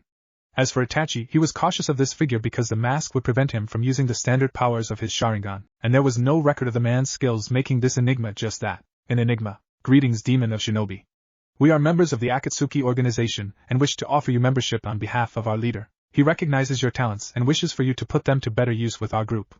Do you accept? Said Itachi, as he saw the figure his head to the right, then to the left, and heard a strange growling noise from the masked hunter. No, said the masked hunter, as he became invisible again, and brought out his wrist blades once he was out of their line of sight. Well, at least we can tell Pain-sama we tried, said Kisame, as he brought out his sword while Itachi didn't move, and let the enemy make the first move. A faint whirling sound got the young Uchiha's attention, as he turned around to see a pair of multi-bladed discs spinning towards him, and leaped away along with Kisame so the weapons would fly by. However, those were just a distraction, as a sound near Kisame got the man's attention, and years of keeping his senses sharp from countless battles now saved him from losing his head after dodging a spear-like weapon thrown at his shark-like head. Itachi intervened with a fire jutsu, but the intended target had moved on already, and was on the move for a better position in claiming his prey. Kisame readied his sword for another attack, as he looked around for his now invisible prey, and focused on using his other senses to find this guy. Hearing a thump sound behind him, Kisame quickly swung hard on his right side with his sword hitting tree bark, as he missed whatever it was that had been standing there, and it was then he realized his mistake after it was too late. Kisame had been baited with his prey leaping from the spot now in front of him, over the Akatsuki member's head, and landed behind the man before finishing the swing. Now the figure was facing Kisame's exposed back, wrist blades extended to their maximum limit, and stabbed the man from behind, only for Kisame to turn into water. Gotcha! Said Kisame, as he struck from above, and sliced the man in half, before going poof, which indicated the figure Kisame had slain was a shadow clone, and that shocked both members of Akatsuki. Before Kisame could react to this shocking information, the figure struck by launching a bolt of crimson chakra from his spot above the shark man that hit him directly in the chest, and right through the heart with the body not turning into water. This meant that the Akatsuki member was indeed the real deal, and was now dead with his killer turning towards the second half of this pairing. I must flee and report to Pain-sama this turn of events, thought Itachi, as he took off with Kisame's killer in pursuit of him, and intending to add his life to follow Kisame's. Itachi had seen the chakra bolt that had hit Kisame, which felt like Kyuubi's chakra of all things, and confirmed it when using his Sharingan eyes on the attack. Only one person had Kyuubi's chakra running through his body, and that person was thought to have fallen off the face of the planet several years ago. His train of thought on the matter, however, stopped instantly when he dodged another pair of spinning multi-bladed discs, and then stopped when the strange spear weapon hit a tree in front of him. Itachi then leaped back before drawing his own sword out in his right hand and a kunai in his left with his Sharingan now active. Gotcha! Said a warped version of Kisame's voice that made Itachi look up before his eyes widened and rolled to his right to avoid the large body mass that was his enemy. Amaterasu! Said Itachi, as he used one of his Sharingan's high-level powers that would finish his foe for good, and consumed the hunter in the dark fire. Letting out a sigh of relief, Itachi winced at the blood leaking from his eyes, as they now returned to their normal dark orbs, and struggled to stay on his feet. "Hey Itachi!" said a slightly lesser warped voice that resembled Kisame that made the Uchiha clan killer turn around and was greet a pair of wrist blades entering his stomach, before lifting him up while he cried out in pain. This cannot be happening, thought Itachi, as he felt the blades leave his body, and then instant death when the masked hunter brought out a sword to slice his head clean off. 2 hunts. 2 pairs worth of trophies, said the masked hunter, as he walked with his prize, and Itachi's ringed hand back to Kisame's corpse to collect on both body parts too. Something to signify just who had been killed at his hands like he did with Orochimaru's original ring-covered hand. Elsewhere 4 days later, were you able to track him from the spot Hinata met him, said Anko, as she saw Hana using her Inuzuka senses to track the scent of the masked hunter, and had followed him so far to this spot. Yeah. It's strange, but his scent is all over the place, and yet it's fresh. No more than a few minutes if not more, said Hana, as they had been tracking this guy for some time, and finally caught his scent after a supposed sighting. Keep your guard up. If he is around here somewhere, then that means he knows that we are here, and hunting him, said Yugao, as she readied herself for battle, and Hinata was once more trying to locate him with her Byakugan. I won't die on this or any other mission. Not until I tell Naruto-kun how I feel, thought Hinata, as she looked around for anything that would give away this foe's position, and help her team further. Cautiously, the group of female shinobi moved forward, and trying to follow whatever traces of the masked hunter. They knew he was near and they knew that he was watching them with the wrong move possibly being their last. Brave of them. But foolish, said the dark voice, as masked hunter's eyes flashed red in his cloaked form, and watched them from the trees above until the moment was right to strike. He's near. I sense bloodlust all around us, said Anko, as she felt everyone stiffen, and get ready for a fight while forming a defensive circle formation. Now was the moment for the masked hunter to strike. Leaping from his position in the tree, he acrobatically landed in the middle of the circle formation, and attacked using taijutsu that seemed inhuman to perform given the size of the man. Anko tried using her hidden shadow snake jutsu on the man, but he tore them to pieces with his sword, and hit the woman with a spin kick to the face that sent her flying into a nearby tree. Hana leaped on top of his back, tried to bite into the side of his neck while using her claws to dig into his skin, but was thrown off with one hand by his incredible strength, and was unaffected by Kurenai's own attempts at casting a genjutsu on him, which was why the shocked young woman was kneed in the breadbasket before being elbowed in the back to further increase her body's impact with the ground. Yuzuki Yugao had the best of luck given her skills with a sword, as she attacked his with Haide's old sword, and began clashing with the masked hunter's own sword. Sparks flew from their swords connecting with Yugao, as she knew full well not to match her foe in terms of strength for it was far greater than her own, and hoped her skills with a sword would be what she needed to take him down. She was wrong when the masked hunter feinted left, sweep kicked the A&B woman off her feet, and took the sword right out of Yugao's hands to examine it much to her horror. This sword. It once belonged to Gekko Hate, said the masked figure, as he studied the sword with an appraising eye, and saw Yugao glaring at him. So? Said Yugao, as she was inwardly surprised by this, and wondered how this man knew about her lover. I just find it strange you would try to kill me when in actuality I killed your lover's murderer, said the masked hunter, as he threw the blade into a tree where it pierced the trunk all the way to the hilt, and saw Yugao's shocked face. And you expect me to show some kind of gratitude for that? Said Yugao, as she saw Hinata moving in behind the figure, and seemed to be waiting for something to happen. Perhaps. Though for me, it was returning the favor to someone who actually knows the difference between a kunai and a scroll that holds it. He defended me when I was little and chose to honor a wish that no one else had the mind to do so themselves out of their own arrogance, said the masked hunter in a cryptic tone, but turned his head when he heard Hinata's gasp of understanding behind him, and leaped behind the girl before knocking her out while catching the Hyuga girl in his arms. Hinata! Said Kurenai, as she got up from the ground, and tried to rush the hunter with a kunai in hand in order to make him drop the girl to defend himself. However, the masked hunter leaped back into the thickness of the trees, and the women on ground below could practically sense the smile on his face. It's been a long time since I smelled the scent lavender. I had nearly forgotten, said the masked hunter, as let Hinata's scent fill his senses, and then saw the others below now jumping up to intercept him. Give her back this instant, said Kurenai, as she was not going to lose her student to this monster, and was going to make him pay for the attempt. I will. In time, of course.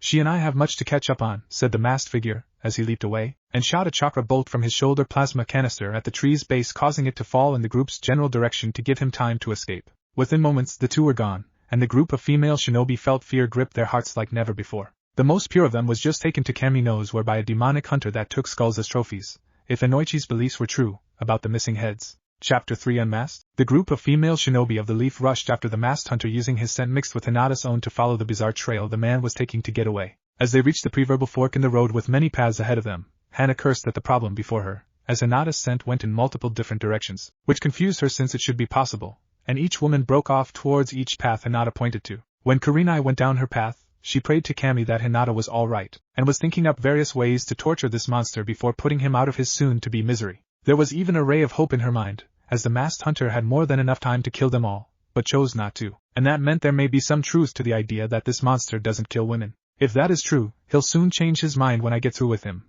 and wished he had tried to kill me, thought Kurenai, as she saw Hinata being carried away by the uncloaked form of the masked hunter. The said masked figure, however, stopped on a tree branch before turning around to face Kurenai, as he put the girl down, and then looked the Hyuga's former sensei right in her crimson eyes. Kurenai for the most part kept her guard up, and kunai drawn in both hands to give him twice the pain for his troubles. Dangerous behavior you are showing, Yuhi Kurenai. I thought leaf shinobi attacked in pairs, said the masked shinobi in a mocking voice, as he saw Kurenai glare at him even harder, and was trying to figure out a way around him to get to Hinata. Give Hinata back, monster, or I'll show you what the pair of kunai in my hands can do when I'm angry, said Kurenai, as she waited for an opening to make her move, and grab Hinata before running off with the unconscious girl. Really? Well, I'm sorry to disappoint you, but I don't have Hinata, and neither do the other versions of myself your comrades are chasing, said the masked hunter, as the Hinata turned into a shadow clone of him, and was holding Hinata's thick jacket. What?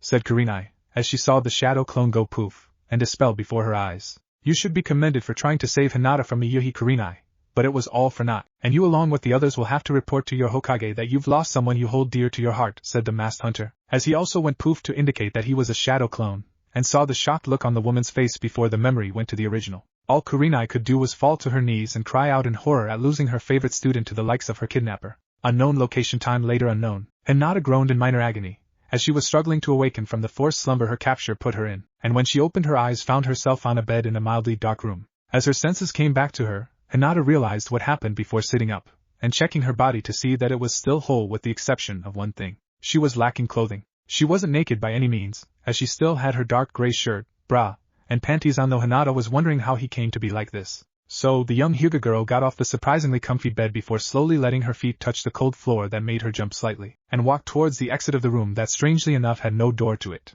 When Hinata walked out of the room, she found herself walking along a dark corridor with little lighting to guide her path, as she touched the rough walls with the strange glyph designs on them, and made her way what she felt was the heart of this place. And she was right. What Hinata saw was a large circular room covered from the knees up in a dense fog with 4 stone-like pillars covered with strange designs near the center. On a wall closest to her right was a wide variety of strange exotic weapons never before seen by possibly anyone in the elemental countries, and across the room was what made her let out an almost inaudible gasp. Across from her, Hinata saw a wall filled with various skulls mounted there like trophies, as well as various other items that signified that these people that once held them were dead, and were taken instead of the skulls in the event such part of the physical body was damaged. For reasons unknown to her, Hinata walked towards the wall filled with trophies that had been collected from the victims of the masked hunter, and read some of the names listed beneath the skulls with the headband of the shinobi to prove where they were from. Some of these people she knew, as they were from the Leaf, but also those that had in one point heard Naruto when he was a kid, and had been let go without punishment with orders to take posts outside of the village until they no longer hated the blonde. They eventually came back some time later, but never lost their hate, and everyone who knew these now dead shinobi knew it too. Hinata's musing over the trophy wall were cut short when she heard a growling noise of sorts, and had a bad feeling growing in the back of her stomach before turning around to see the source of the noise. Sure enough, a few feet from Hinata was the ever tall and imposing form of the masked hunter staring at her with his face being unreadable due to the mask he wore. He wasn't armed, as far as she could see, with the small exception of his armor, and his clawed hands that currently looked sharp enough to cut through steel. Internally, Hinata was terrified at seeing such an imposing warrior before her, as she had never seen anything like him, and even the first time seeing him paled in comparison to now. However, at the same time Hinata knew she had to find out just who she thought was behind that mask, and if it was who she thought it was. Even if she died afterwards at his hands, Hinata didn't care since it would be without regret, and know the one simple truth that mattered to her now over all others. Enjoying the small sample collection, I take it? Said the masked hunter, as he saw the section of trophies she was looking at, and saw it was skulls collected from the shinobi of the Leaf. A small sample, thought Hinata, as she now recalled the bingo book stating that the masked hunter in front of her had killed hundreds of people, and there were only dozen or so skulls, some with spines still attached, on the wall. Do you know why I spared you, Hyuga Hinata?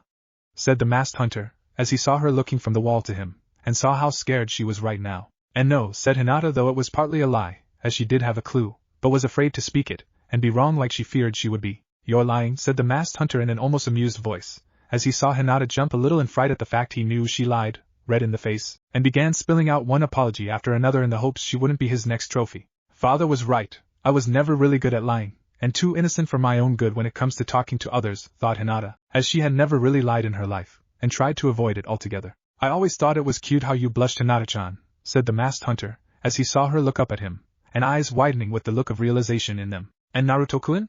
Is that you? Said Hinata with hope in her voice and in her eyes before he began to raise his hand to his mask. I'll let you judge for yourself, Hinata-chan, but you may not like what you see, and you may come to hate me, said the man, as he removed the various tubes connected to his mask, and wrapped both hands slowly over it before pausing to take it off when the girl in front of him grabbed his wrists. Let me be the judge of that, Naruto-kun, said Hinata, as she knew now without a doubt in her mind it was him, and that he feared what she thought of him. So after a long pause, the two removed his mask together, and Hinata came face to face with the man that so many people feared in the elemental countries. Naruto's face had a more reptilian appearance to it now, as it was smoother, shiner like a snake's, but nowhere near the appearance of Orochimaru's pale face. As for the face itself in terms of features, the whisker marks on Naruto's face were more noticeable now, his teeth were more animistic, and his once blue eyes were now a demonic red. It was then, Hinata noticed that his hair was spiky, but at the same time were not, and looked like the strange hairstyle known as dreadlocks that were red while the spiky part was blonde. On his face were little spikes of what looked like hair, but they gave him a fierce warrior look and felt that anyone seeing Naruto's face would think twice in trying to fight him. So what do you think of me? Said Naruto, as he dropped the mask into the swamp of fog that covered the floor of the room, and let Hinata run her hand over his face while she eyed every inch of him. I think that you are still Naruto-kun to me despite the changes you have made to yourself, said Hinata, as she felt a shiver run down her spine when touching his face, and being so close to him now after so many years. And you are not the same girl I knew years ago, Hinata-chan. You've changed. You've grown stronger not only as a shinobi, but into a beautiful woman, and I have kicked myself every day since I realized your affection for me. I should have focused more on you than that pink-haired fangirl Banshee, and shown you the affection worthy of a goddess, said Naruto, as he eyed her up and down with a hint of amusement in his voice while Hinata blushed a new shade of red. Goddess? Me? Why is he looking at me like that? Kami, I'm half naked, thought Hinata, as she immediately realized that this entire time talking to Naruto, she was in little to no clothing, and tried to cover herself up while blushing from head to toe in red. Don't be shy now, Hinata-chan. You have nothing to be embarrassed about, said Naruto, as he smiled down at her, and took a full step closer so their bodies were mere inches apart. What about my teammates that were with me? Said Hinata, as she tried to not focus on Naruto's body, the fact they were so close right now, and he was looking at her with eyes that seemed to be seeing through what clothing she had on. They were unable to follow after I took you away.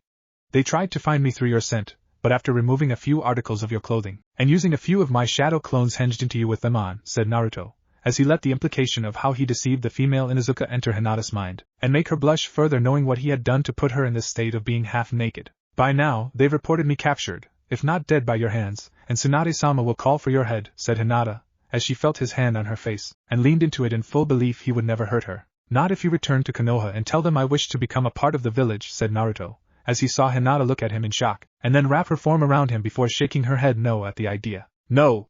You can't, Naruto-kun.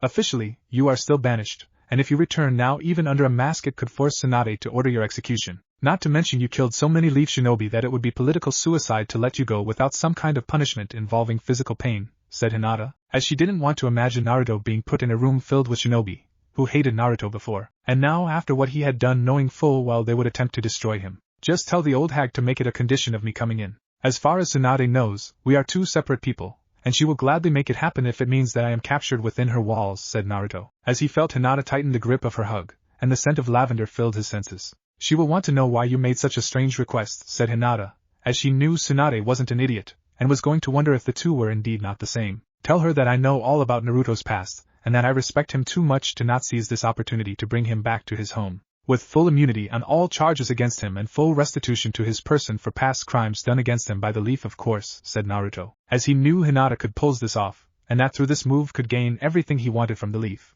and more. I'm not very good at lying, said Hinata, as she heard his heart beating, and made her feel a tad sleepy. Still, I have faith in you, Hinata-chan, and I know that you can pull this off if you believe in yourself, said Naruto smoothly into her ear and felt her body heat up when he did that. When do I go back? I don't want to leave you, said Hinata, as she held on to him, and wanted to ask him so many things. I know you don't, Hinata-chan. As for when you go back?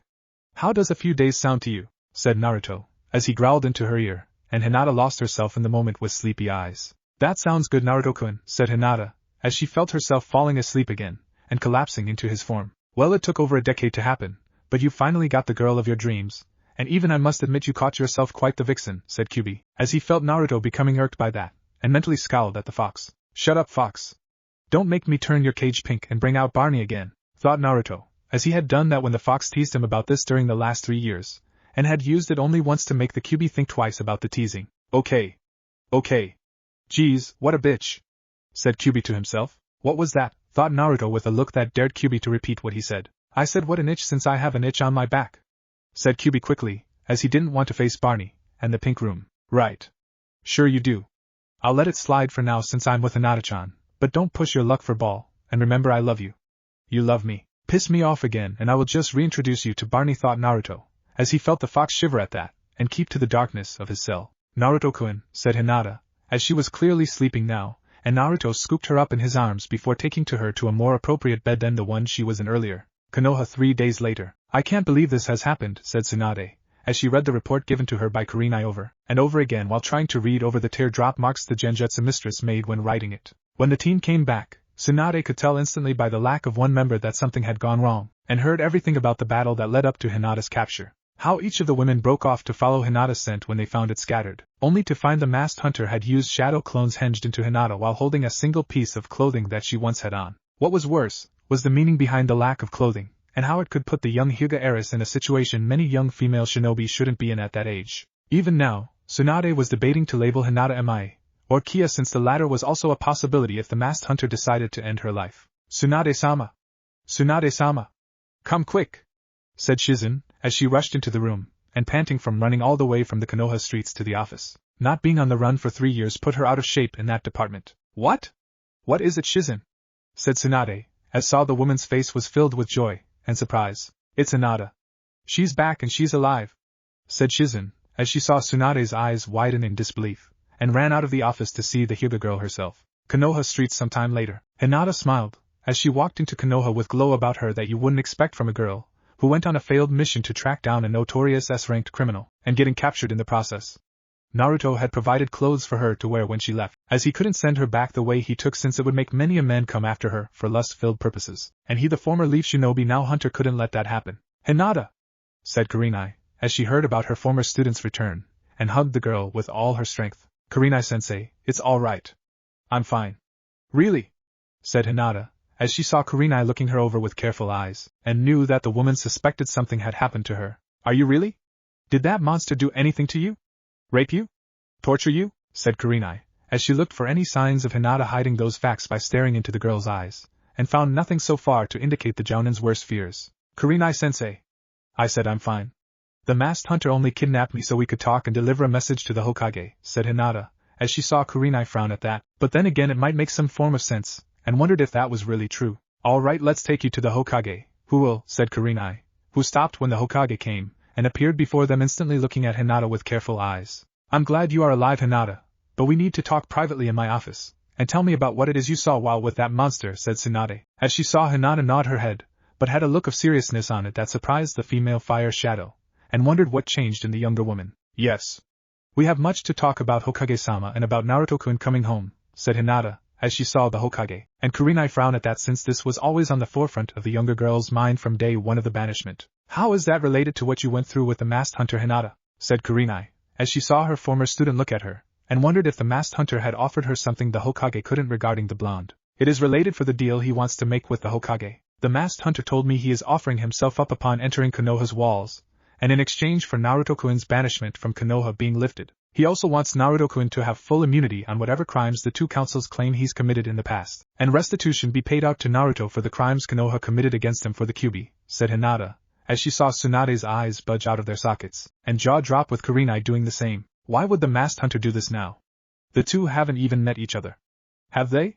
Said Kurenai, as she felt something was off about this, and knew the Hokage did too. No, but the masked hunter knows of Naruto-kun's past here in Konoha, and the injustice the leaf has done to him. He respects Naruto-kun for putting up with us and wishes him to return here to get what was denied by the leaf, said Hinata, as she looked at the two women looking back at her with suspicion, and wondered if that was really the case. And he's willing to surrender himself to the leaf in exchange for Naruto returning and getting everything that is rightfully his? Said Tsunade, as she looked Hinata square in the eye, and saw the Hyuga girl nod her head yes. Yes, said Hinata, as she saw Tsunade thinking about this, and Kurenai was also looking at the Hokage for her answer to this deal too. What do you think? Is it some kind of trap? Said Kurenai in a whisper to the Hokage, as she looked back at Hinata, and then at the Hokage again. Maybe. We'll agree to the terms for now, but if there is any sign of trouble from this guy, I want him dead at the hands of RENBU, and within the span of single second, said Tsunade, as she looked at Hinata, and saw the girl waiting for the response. How is he even going to know we agreed to the deal? Said Kurenai, as they now had no means of contacting the masked hunter, and made things very troublesome. He knows.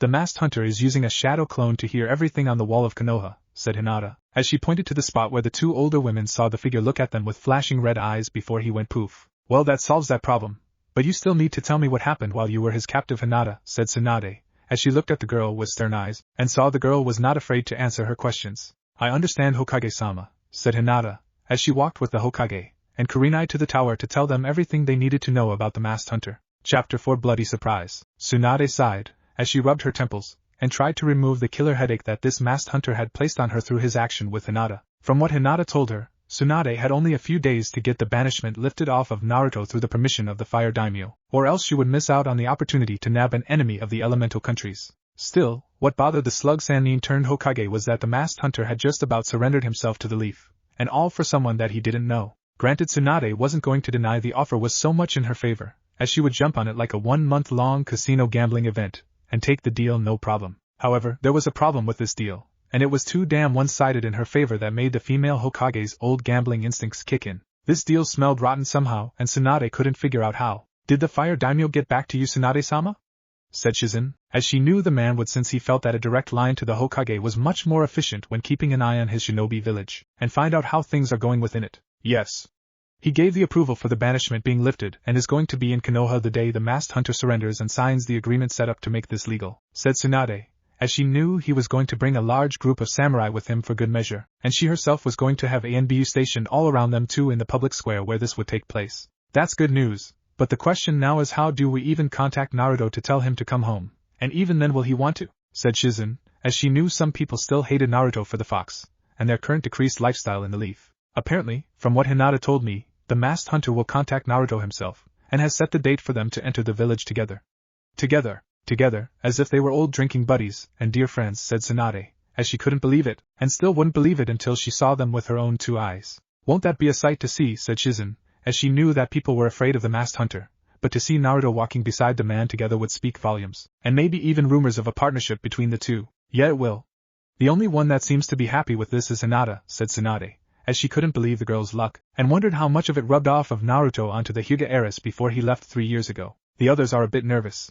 A lot happened 3 years ago, with people learning about the QB being Naruto, and then this masked hunter appears killing shinobi from all over. None of them really want the masked hunter in our village, but they do want Naruto back, and most of them want to apologize for thinking so little of him. Well, all except Sakura, that is, said Shizen, as she couldn't understand how Sakura could blame Naruto of all people for Sasuke's situation, and hate him for having the QB within his body. Maybe we can convince the masked hunter to kill the pink-haired bitch since she's still an Uchiha fangirl, said Tsunade angrily, as she heard Shizen gasp, and look at her in mock horror. Tsunade-sama, said Shizen, as she mocked a woman scolding a child, and pointing a nagging finger at her teacher. What?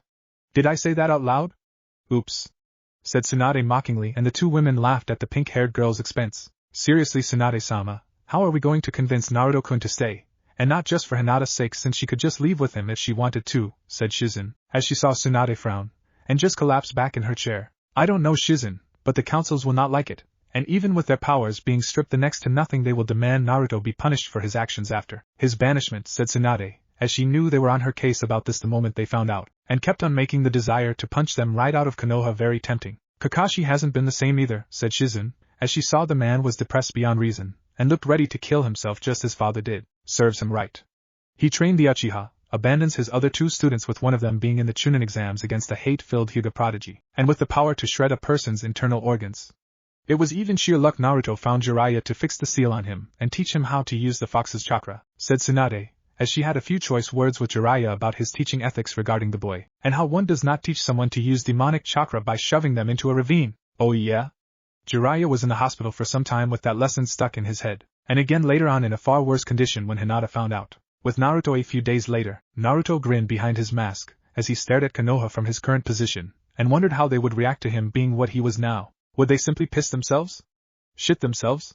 Do both? Most likely both in his mind. Of course, for such an incredible if not most shocking prank to manifest itself to its fullest potential, Naruto would need to deceive almost everyone in the leaf until the contract was signed on his end, and everything became official for what he intended to do. Shadow clone jutsu, said Naruto, as he made a copy of himself, which then hinged into what he would look like now growing up with black pants, combat boots, and a nice crimson shirt with black trench coat with a crimson fox on it. The old hag was right about one thing. We definitely look good in black and red, said the shadow clone version of Naruto, as he grinned in a feral manner at the original, and the two headed towards the entrance of Konoha. You are a fox in human skin kit. Well, you're not fully human anymore, but that's beside the point, said Kyuubi in Naruto's head, as he laughed at what was about to happen, and the aftermath it was going to cause. Konoha Public Square. Tsunade was currently waiting for the masked hunter with Jiraiya. As the two waited for Naruto to arrive, the fire daimyo along with the most elite of samurai beside her were waiting patiently. Hidden within the shadows of the crowd waiting for the two different individuals to arrive were Leaf A and B waiting to strike the masked demonic figure the instant he tries something. They were also under orders to prevent any and all harm from befalling Naruto without so much a hair being harmed on his spiky blonde-haired head. Failure to comply in following that particular order would result in severe consequences. Do you think the masked hunter and Naruto will show up, Hokage-sama? Said the fire daimyo, as he saw awaited the arrival of the scorned hero of Konoha that the other countries around the leaf called Naruto, and wondered if the blonde would stay in the leaf at all. Naruto won't miss this. He'll come back to the leaf if only to have his name cleared of all charges, and if he leaves again afterwards while flipping this village off, then I won't stop him, said Tsunade, as she figured the Gaki would do that, and teach these bakas a lesson. Well, you don't have to assume anything, as he's walking this way, and so is the masked hunter, said the fire daimyo, as he saw the two figures walking side by side, and the blonde Gaki sporting a devious smile on his face. Minato, your kid has grown up quite a bit since I saw him, and I'm sorry I was so stupid in not staying in the village to protect him, thought Jiraiya, as he saw the blonde Gaki, and saw so much of Minato and the kid it was frightening. When the two finally made it up to the recently built platform for this grand event, the Naruto looked at the fire daimyo before bowing, and then looked at Tsunade with a smirk on his face. After the blonde asking how she was doing, calling her an old hag in the process, which resulted in a variety of insults being exchanged between the two, Tsunade eventually had to hold back punching the blonde into next week, for now, and focus on the masked hunter next to him. Okay, here is how it goes. Naruto will sign the agreement first, as the fire daimyo, and myself have already done so with both our seals on it to make it 100% legal. After that, you, my masked friend, will sign it, and then be put into the custody of my ANBU. Do you understand? Said Tsunade, as she saw the masked hunter nod his head, and saw Naruto nod while smiling at her with that same devious look on his face. Let's do this thing, Granny, said Naruto, as he saw Tsunade scowl at him, and a look that promised of pain later on for that remark while he moved to sign the deal on paper. The kid hasn't changed at all, thought Jiraiya, as he eyed the masked hunter cautiously, and wondered how someone came to be like that. Without another word, the masked hunter waited for the blonde to sign the paper before him with people among the large mass of the villagers, and shinobi watching the events unfold. Of course, he saw with his infrared vision that there were shinobi in the village watching this, and some armed more than others to indicate they were ANBU hidden amongst the crowd to move at a moment's notice. Now it's your turn, sir, said the fire daimyo, as he saw the masked hunter turn to face him, and then the paper in question before walking over to it when Naruto moved out of the way. Without a single word being said, the masked hunter that was secretly Naruto took the pen from his shadow clone copy, and signed the paper simply as masked hunter since that was what everyone called him. Okay. All parties have signed. Naruto, if you would step away from the masked hunter, the ANBU will now take him away for interrogation, and then lock him away, said Tsunade, as she nearly moved to grab the blonde Gaki, and keep him safe by her side. I'm afraid we can't do that, Hokage-sama / I'm afraid we can't do that, Hokage-sama, said Naruto and his shadow clone at the same time, causing the female Hokage to tense at that while the shinobi in the leaf did too at their shared statement to her. Naruto, what are you talking about? Said Tsunade, as she looked from Naruto to the masked hunter, and then back at the shadow clone in confusion. Sorry, Granny, but you've been deceived, and so have you, Daimyo-sama. Well, sort of, said Naruto, as he went poof to reveal to everyone that he was indeed a shadow clone, and left just the four of them on that stage. No, it's not true, thought Tsunade, as she realized what had just happened, and it was now becoming confirmed when the masked hunter began undoing his tubes connected to his mask before removing it after putting both hands on it. Everyone stared wide-eyed at the sight before them, as they couldn't breathe. Some people fainted, some shinobi began to sweat heavily, and Tsunade looked like she was ready to collapse from the shock. The fire daimyo was frozen in place, as were his samurai army, since they were terrified of this figure that destroyed nearly all his prey, and the rookies were so surprised that Choji gave his bag of chips to Shikamaru to eat while swapping it for the cig the lazy Nara was smoking. You all look like you've seen ghosts? Or would you prefer the term demon? Said Naruto, as he dropped his mask, and then let out a might roar that made everyone cover their ears at the sound. And Naruto? It can't be you, said Tsunade, as she looked at the sight of her godson and surrogate brother in this state of demonisms that seemed to be his true form. What? You were expecting the Yondaime? Said Naruto before letting out a demonic chuckle and looked over the contract he had signed regarding his past actions. This cannot be, said Tsunade, as she saw the nightmarish form that Naruto had taken up while being outside of the village, and she didn't like it one bit. What? You expected me to be something else, Granny?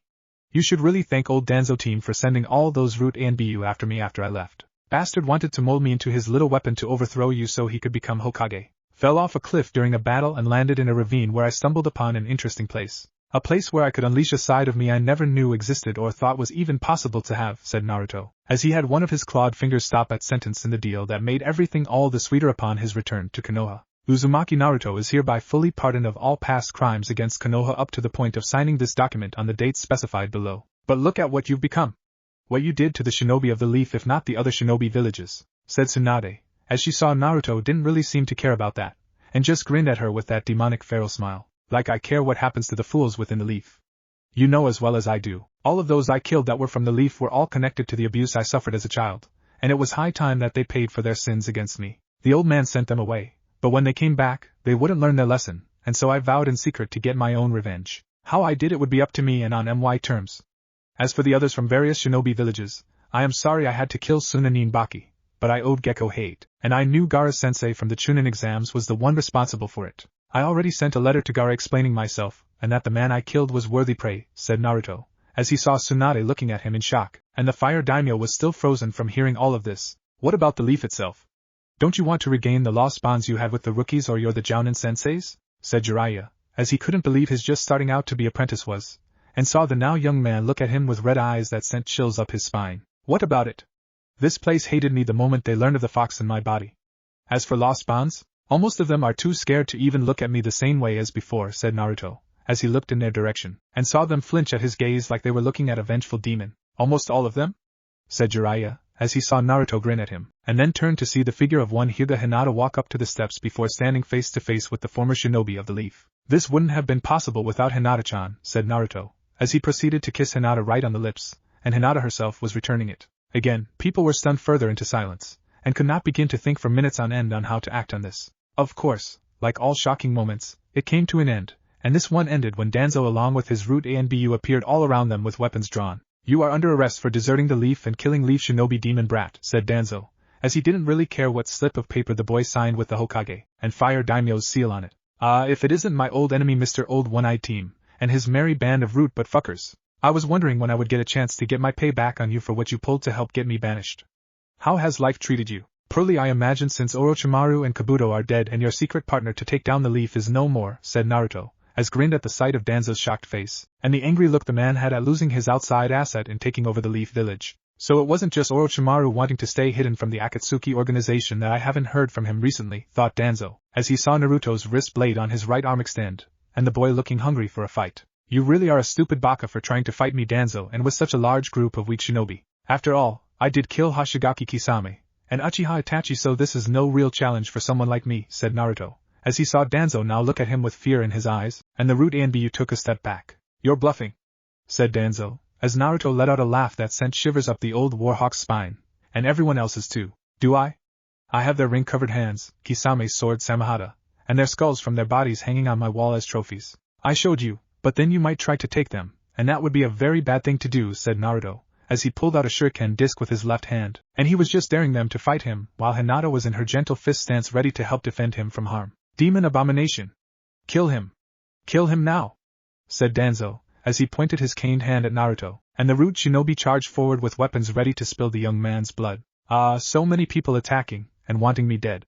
It must be my birthday, said Naruto, as he threw the shuriken at the Root Anbu, and several lost their heads while others lost limbs before several more were struck down by the young man's wrist blade. Hinata herself was also getting into it, as she was not about to have these mindless bakas attack her Naruto-kun, and began striking back with vicious precision. At the same time this was happening, Jiraiya along with Tsunade acted in fighting off the Root Anbu too, and the Fire Daimyo was instantly surrounded by his samurai to escort him to safety. The rookies along with their Jounin senseis were also watching this when something inside of them just snapped, and the desire to protect their old comrade they had so selfishly, on their part, ignored since the beginning of Naruto's young life. They had felt so guilty over what happened to him, how they had betrayed their beliefs, and the very convictions they were taught to live by had hit them hard. They had seen someone, who had grown up with nothing but the clothes, horrible as they were, on his back, and learning everything himself with no help from anyone, except a mild few, in the leaf hold his own where they struggled. This kid was at their level when he didn't have any help in learning while they had parents, senseis, and scrolls and shinobi library at their disposal. If Naruto had what they had growing up, he would have dominated them all, and would have been the prodigy to end all prodigies. Instead, Naruto's chances to become what he should have become had been wasted, and now he was being attacked by an old power-hungry war hawk that couldn't stand the sight of his own failures to do what he originally planned for the Leaf. They owed their long-lost friend so much, and they were going to return to him tenfold. Soon, the rookies along with their senseis were in the middle of the fray, and were now fighting Danzo's root A and BU much to everyone's surprise. Danzo himself couldn't even believe it, as he had assumed that the rookies and their Jounin senseis would hate Gaki for what he was before going so far as to help kill the QB vessel. When his forces began to dwindle down to nothing, Danzo tried to get away, but was cut off by Tsunade's A and BU forces, and then by Naruto himself covered in the blood of root shinobi. And Naruto, wait. Listen to me, I can help you achieve power beyond anything you could imagine, and help you achieve your dream of being Hokage, said Danzo, as he was gutted by Naruto's now revealed jagged-edged sword, and then had his head pierced by the young hunter's wrist blade before it was ripped apart. Letting the dead warhawk fall to the ground, Naruto looked at the bandaged right arm of the man, and sensed there was something wrong about it before pulling the bandages off to reveal it was not the dead man's actual arm. What was more disturbing was Danzo had apparently surgically implanted every Sharingan from the Uchiha clan from the night of the massacre onto his arm, and was gearing up to use them in some way. Deciding not to let anyone get their hands on the arm, Naruto pulls out a canister of blue liquid solvent, and poured it on Danzo's body to let it dissolve into nothingness. With that done, Naruto then turned to look at the others, having seen him do what he just did, and could tell they were still a bit nervous to approach. What? Oh, for Kami's sake, I'm not going to eat skin, or mount your heads on my walls as trophies. I'm not Sasuke, said Naruto, as he sees them go less tense, and Hinata came up to hand him his mask. Here you are, Naruto-kun, said Hinata, as she handed it to him, and the multicolored hair demon vessel put it back on, though Hinata got in a quick kiss before he did. Hey! When did you two start getting all romantic? Said Ino, as she was shocked when the two did their lip-locking moment before the fighting, and wanted answers. And of course details. Hinata explained that the time she spent with Naruto after her abduction allowed the two of them to really get to know one another and learn about each other's life during the 3 years he was banished. When Kiba asked if Hinata finally lost her virginity to Naruto, the Inuzuka regretted it when he was hit in the head by Ino, Tenten, and then Naruto himself put his wrist blade near his throat to make him repeat the question. Kiba decided to be smart, for once, and claim he had amnesia from the 2 fists that hit his skull while trying not to get his neck cut by the 2 blades on either side of it. Troublesome Naruto. You are the very definition of the word, said Shikamaru, as he saw Naruto smirking at him, and had to suppress the shiver that ran up his spine. I wouldn't be Uzumaki Naruto if I wasn't Shikamaru, said Naruto, as he saw the Nara nod his head since that was true, and saw Lee look ready to have an old-fashioned spar with him. Actually, Naruto, your heritage was revealed shortly after you were banished by the orders of the Fire Daimyo after he got a lot of heat from all the people you helped on the missions you were sent on outside of Konoha, and told everyone you were the son of the Yondaime. You're officially a Namikaze now, said Jiraiya, as he saw so many people nearly shit their pants at this news, and even then only a few people felt guilty. What did Minato ever see in these people anyway? So I'm his son, huh? Well, it doesn't matter to me.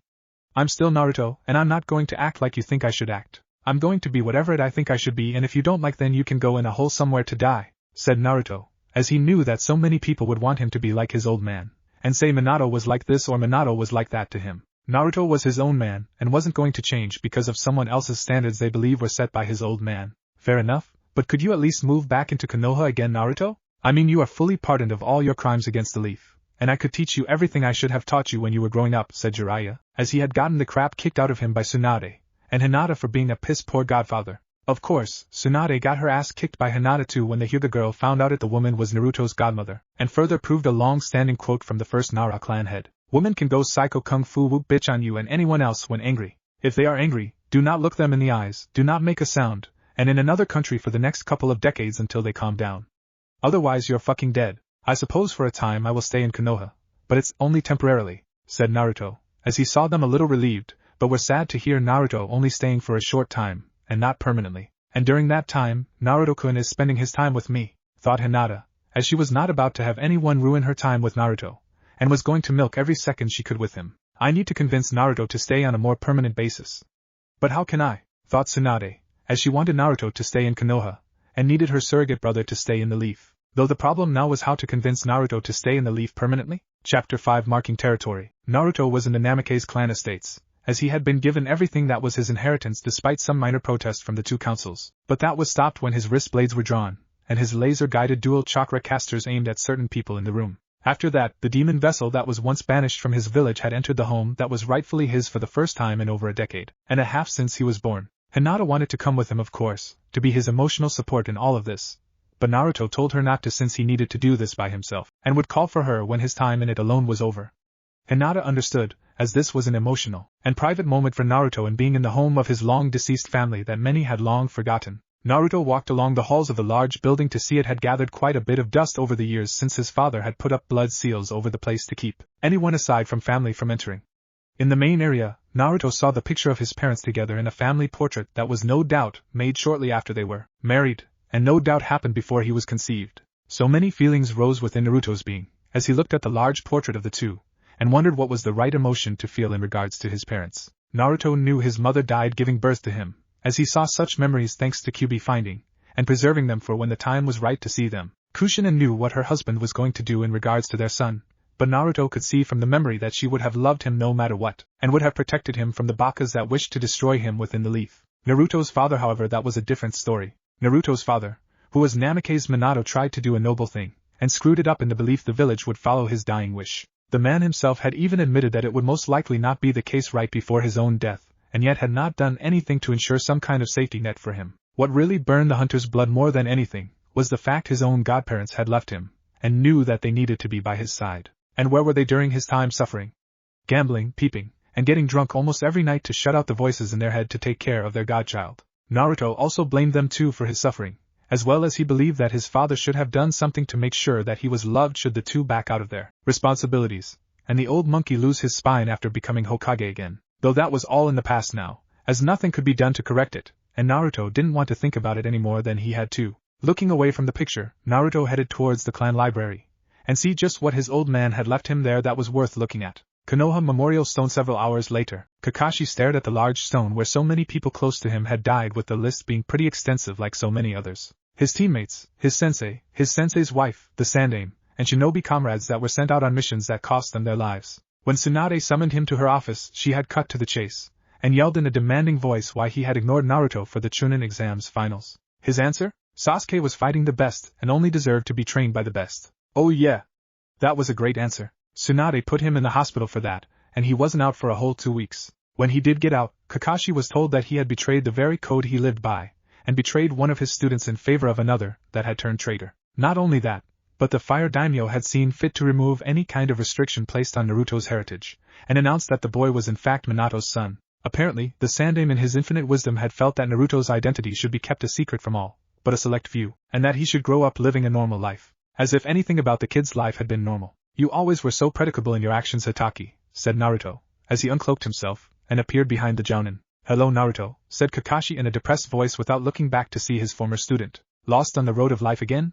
Or maybe you're lost on the road of the present from having constantly lived in the past? Sad Naruto, as he saw Kakashi stiffen, and then the Jounin's shoulders slacken. A little bit of both I guess, said Kakashi before finally turning around to face Naruto. How have you been since I left this shithole? Must have been pretty painful to know that you bet on the wrong horse when it came to training only one of the 3 students you had, said Naruto, as he saw Kakashi wince at his words, and was glad they were hitting home. Naruto, I know I wronged you, but had I known you were Sensei's son I would said Kakashi, as he was silenced by the speed that Naruto moved, and now had a jagged-edged sword aimed right at his throat. Being the Yandaime's only child should have had no influence on my training you baka. I wanted to learn, I wanted to be shinobi of the leaf, but you along with just about everyone else didn't want me to be one, and tried to sabotage my dream. Does it comfort you at night, Kakashi, to know that you betrayed your sensei's own son, who wanted to be Hokage like his father, and that you favored the son of traitors that became one just like them? Said Naruto, as he saw Kakashi look away with his one eye, and the Jounin was forced to look at him when he felt more metal touch the flesh of his neck. I am the only family the Yondaime needed. You were an accident. Nothing more, said Kakashi, as he had always known, but pretended he didn't, and wanted to get back at the boy's mother for it. Shame my father isn't here for you to tell him that to his face. As usual, you take the coward's way out, and act like a whiny bitch while drowning in the past so you don't feel any of the guilt. Do I feel any guilt, Hatake? Do you feel any guilt in betraying my father? Do you only find joy in knowing you hurt his son because it soothes your ego in getting back at my mother for loving him? You act like an Uchiha, who wants what he can have, and kills those that do to make you feel better. No wonder your father killed himself. He probably saw the same thing I do now and didn't want to live with the fact he ironically raised a carbon copy of an Uchiha. Funny how you are now half of one with that Sharingan eye and think you're better than everyone, said Naruto, as he smirked behind his mask, and saw Kakashi narrow his eye at him while tightening his fists. My father killed himself because he felt guilty for choosing to save his comrades over a mission, said Kakashi, as he could practically picture Naruto's smile behind that damn mask, and wished he could reach for a kunai. And not once did you tell him it was okay. Like the villagers did with me, you went along with the crowd, and probably didn't tell him that you were proud he chose his comrades over a mission that would have gotten them all killed. You helped cause your father's decision to kill himself because you didn't have the courage needed to tell him otherwise. There is a personal place in hell for you when you die, Hatake, and I hope you enjoy spending your time there suffering for your sins alone, said Naruto, as he retracted his blade, and turned to leave with Kakashi acting quickly before putting the point of a kunai to his former student's neck. You're one to talk about hell like you're some kind of saint here, Naruto. Your hands are stained in blood just like mine, even more than mine from your official kill count, if the rumors are to be believed, and I have no doubt they are true, said Kakashi, as he was not about to have this bastard child of the Yondaime talk to him like he was some second-rate shinobi, and throw down a punk card that couldn't be met with a response. Please, I've heard those rumors, Hatake, and they are hardly accurate. My kill count is by far much higher than what they say it is. Oh, one more thing for your own records, my so-called sensei, while my hands may be stained in blood, they are stained in the blood of the guilty, and those that embrace betraying friendships, said Naruto before he went poof to reveal he was a shadow clone and the real one was behind Kakashi before stabbing the man in the back out through the stomach while a hand was over the Jounin's mouth to cover up the scream. You won't get away with killing a leaf shinobi this time, kid, said Kyuubi. But his words were ignored by his vessel, as he felt the satisfaction Naruto felt from doing this, and pulling the sword harshly out of the wounded man's body. I'm not going to kill you, Hatake. To me, you aren't even worth killing, not even worth skinning, and hanging up in a tree for everyone to see your shame. That would be your death. If I ripped out your skull, I would sooner break it in my hands before I accepted it as one of my trophies, and dissolve your body into nothingness so not even a speck of you survived to be blown into the winds. Instead, I'll leave you the way you were meant to be long before I met you, and that my lazy former sensei is in the form of a crippled body to match your mind. Enjoy the rest of your miserable life being dead from the waist down, said Naruto, as he left Kakashi to either live his life in a wheelchair, or die of blood loss while crawling to the hospital. Either way, Naruto didn't care and never would. Unknown location. It is as we feared. The masked hunter is the Kyuubi vessel, said Pain, as he now stood among the various projected people in the room, and saw some of them were nervous. That means it's true that Itachi and Kisame are dead because of him. Who are we going to fill in their spots with? Said Konan, as she knew that any members they got were far, and in between in terms of potential. Correct. From what we have been able to determine, Orochimaru along with his right-hand man Kabuto are both dead too, and the choice of missing Nin with potential have thinned out over the years thanks to the Kyuubi vessel killing them all, said Pain, as he saw the other members of the organization looking a bit concerned since one of their targets was not the weak pushover they thought he was, taking out two their strongest members aside from their leader, and his own partner standing beside him. Do we really need them for the final part of our mission? Said Sasori, as he knew that his mission was to get the one-tailed demon, but that may prove difficult if Naruto chose to hunt the other members of Akatsuki, and take them out all together. No. Their rings, however, are an entirely different matter, and we need to find them for our plans to work, said Pain, as he suspected that Naruto would have the rings of Itachi, Kisame, and Orochimaru now after killing those three. How do we proceed? Said Konan, as she looked at Pain, and saw him frowning slightly in thought. We will hunt down the other demon vessels and then focus on the Kyuubi vessel once the others have been extracted, said Pain, as he saw them nod, and leave now that the matter had been resolved. My pet's vessel has gotten stronger than even I had anticipated. Most troubling, but no matter, it won't be long before I achieve my status in being the one true god of this world, and have its populace bow before me when I become the new ten-tailed Jubi, thought Madara from the shadows of the room before he too left the area. Konohanameke's estate master bedroom 2 days later. The sounds of flesh smacking flesh echoed throughout the massive house, as Naruto was currently pounding into a happy Hyuga Hinata from behind, and the said girl was loving every second of it. Once Naruto got his house cleaned up, he immediately invited Hinata over, who did just that, and in a very sexy dress with a look on her face that was simply glowing. A few comments about how sexy Hinata looked, showing her around the estates, then ending up in the bedroom, and the two soon lost their clothes before entering in a world of passion. And that was hours ago. Say you are mine, Hinata-chan. Say you are forever mine, said Naruto, as he nipped her neck, thrusting into her like a jackhammer, and with the strength of one while the girl was currently lost in a world of pleasure. I'm forever yours. Fuck. Oh Kami! I'm yours, Naruto-kun, said Hinata, as took her from behind, and his hands massaged her breasts in a dominating fashion. Then I claim you, Hyuga Hinata, as mine, said Naruto, as he sped up his thrusts, and came with a might roar that was matched only by Hinata's screams of pleasure that filled the house. The two lovers collapsed further onto the bed, panting from so many hours of passionate sex, with Naruto rolling his much larger, heavier form of Hinata, and placing the woman on top of him in the process since they were still connected at the hip. As they lay there, Hinata let out a sigh of complete satisfaction, as Naruto wrapped them up in a blanket, and let out what sounded almost like a purring motion that was music to the Hyuga's ears. Naruto-kun, can I ask you a question? Said Hinata, as she let out moans of pleasure, and loves how one of Naruto's hands is still groping one of her breasts. Anything, Hinata-heim, said Naruto, as he drowned himself in the sensations his body felt right now, and the person he was with. If you left the village, would you take me with you? Said Hinata, as she wanted to be with Naruto, and didn't care if she had to give up being a leaf shinobi. If that is what you wish. I was planning to pack things up and head to Wave Country when things calm down. How does that sound? Said Naruto, as he knew the people there would welcome him, and Hinata to their lands since he was Wave Country's hero. That would be nice. I heard a rumor that Spring Country's ruler misses you too and that she wouldn't mind if you stayed in her country to be the Kage of their shinobi village. There, said Hinata, as so many people outside of the leaf would want Naruto to stay in their lands, and each one brought golden opportunities for him. Yeah? That is very interesting.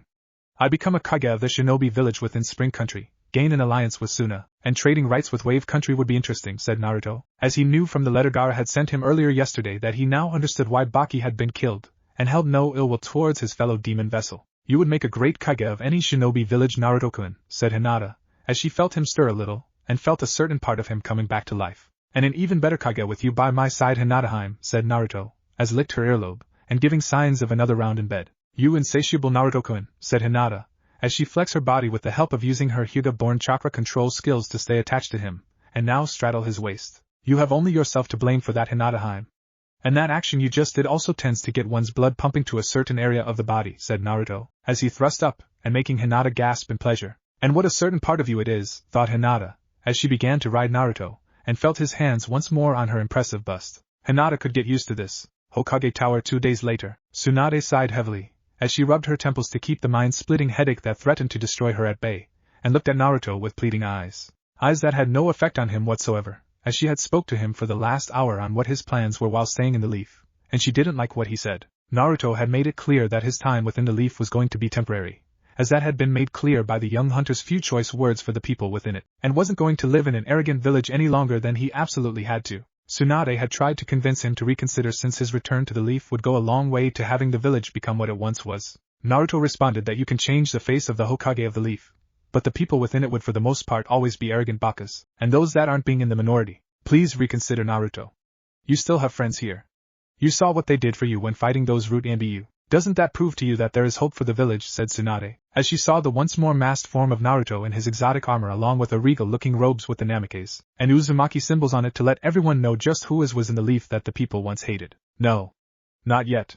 Konohamaru and his friends have the potential to one day do that, but they have a long way to go, and the others will one day be clan heads that will one day be a part of the councils. Where I go, they cannot follow, and even if they did make an attempt it would make them question their nerve in being what they are in terms of being shinobi, said Naruto, as he saw Tsunade nod her head since she knew that he was referring to his methods of killing people, and that such methods would weigh heavily on their consciousness. So what do you plan to do while under the temporary employment of the leaf? Said Tsunade, as she knew he had no intention of halting whatever plans he had yet to share with her, and not all of it if he decided to share with her. Kill the rest of my enemies that wish to hunt me and the rest of my demon vessel kin before they can do anything. After they are no more, the fate of the Leaf Village I will leave in your hands until Konohamaru is old enough to take that title from you. Be the next Hokage, said Naruto, as he didn't want Tsunade to know he was going to possibly pay a visit to a certain daimyo, and famous actress of the now-named Spring Country Kazuhana Koike with Hinata to become the leader of their shinobi village. The last thing Naruto needed was for Tsunade to give the secret order to terminate him after leaving the village to several A and BU squads in order to prevent a potential threat from attacking the Leaf.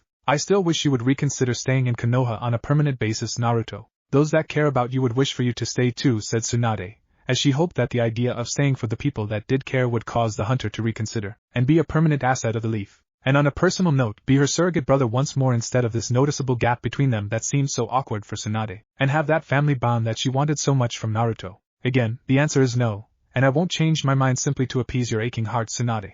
Do not think I am unaware of your responsibilities you and Jiraiya neglected when I was growing up, said Naruto, as he saw Tsunade wince, and sensed the super pervert hanging outside of the window of this room wincing too. The bond Naruto had with the two had been torn, almost broken fully, and it was only due to his code of honor that the notorious hunter decided to help the Leaf out right now. I understand. Can't blame the Hokage of Konoha for trying, said Tsunade, as she gave him a weak smile, and saw him nod before getting out of his chair to take his leave from her office. This village has much to answer for. I understand the Fire Daimyo has already done his own share of punishing the people here in the Leaf, but that is his way of hurting them, and my way of doing things is completely different. What is that old saying that people used to say, Tsunade? In for a penny, in for a pound, I believe is the old saying you old folks said back in the day, right? Well, if that is indeed the case, then the Leaf owes me a lot more than just a pound, and I aim to collect in full, said Naruto, as he left the room while activating his cloaking system, and decided to pay a certain someone a visit. Training ground #5 to 20 minutes later, Uchiha Sasuke was currently training his guts out with rage burning within his heart, as he pounded on the training post, and picturing it to be his most hated enemy in all of the elemental countries. It wasn't Itachi, as the man was dead, and Sasuke had made peace with that face his big brother was slain by someone stronger than him. No. The biggest enemy right now was the one who defeated him at the Valley of the End, the one responsible for bringing him back to Konoha, and forced him to face the punishment set down by the inferior clan heads. The same clan heads that ordered his bloodline sealed off in all ways possible to reproduce it in order to revive his clan to the glory it once had. Naruto. When Naruto left, Sasuke was glad that the loser was gone, and believed he would get a slap on the wrist for what he did since the councils gave him whatever it was he desired. However, when Jiraiya came in with a smirk on his face with Tsunade giving off one of her own, the Uchiha knew something had happened that was not in his favor, and tried to fight off the Toad Sannin when the man told him he was in the boy's room to seal up his bloodline forever. Then came the rumors of the monstrous demon that skinned and took heads as trophies of his various victims that were killed. Sasuke had become intrigued by this guy, as the man only hunted the strongest of missing nin and shinobi from other villages that the man faced. In a way, it seemed fitting to Sasuke that his enemy was also the one he wished to one day kill after Itachi was declared killed by masked hunter that he recently learned was none other than Naruto, and wished to fight his former teammate once more. Sasuke wanted to see if he had regained any of his lost strength that had been robbed from him by Jiraiya's sealing of his Sharingan, and see if there was any chance of proving that even a crippled Uchiha was superior to those around him. I heard your bloodline was sealed away, but even I'm surprised they let you back into the shinobi ranks, and continue your training, said Naruto, as he appeared to the right of the Uchiha, and saw Sasuke looking at him with cold, vengeful eyes. Welcome back, loser. Have you gotten taller? Said Sasuke mockingly, as he smirked at Naruto, who cocked his head to the right, and then back again. Is that all you have to say, team? Something about my height? And here I thought you would have gotten stronger both in body and in mind. After your Sharingan was sealed away, I thought you'd have learned humility, and grow out of your arrogant nature that all of your clan possesses. Yet here you are, still thinking that you are better than everyone else, and I bet right now you are having quite a few thoughts and wanting to kill me to somehow get stronger than even your dead brother. Am I right, Sasuke? Said Naruto, as he saw the boy frown, and snarl at him while turning his hands into tight fists. Shut up.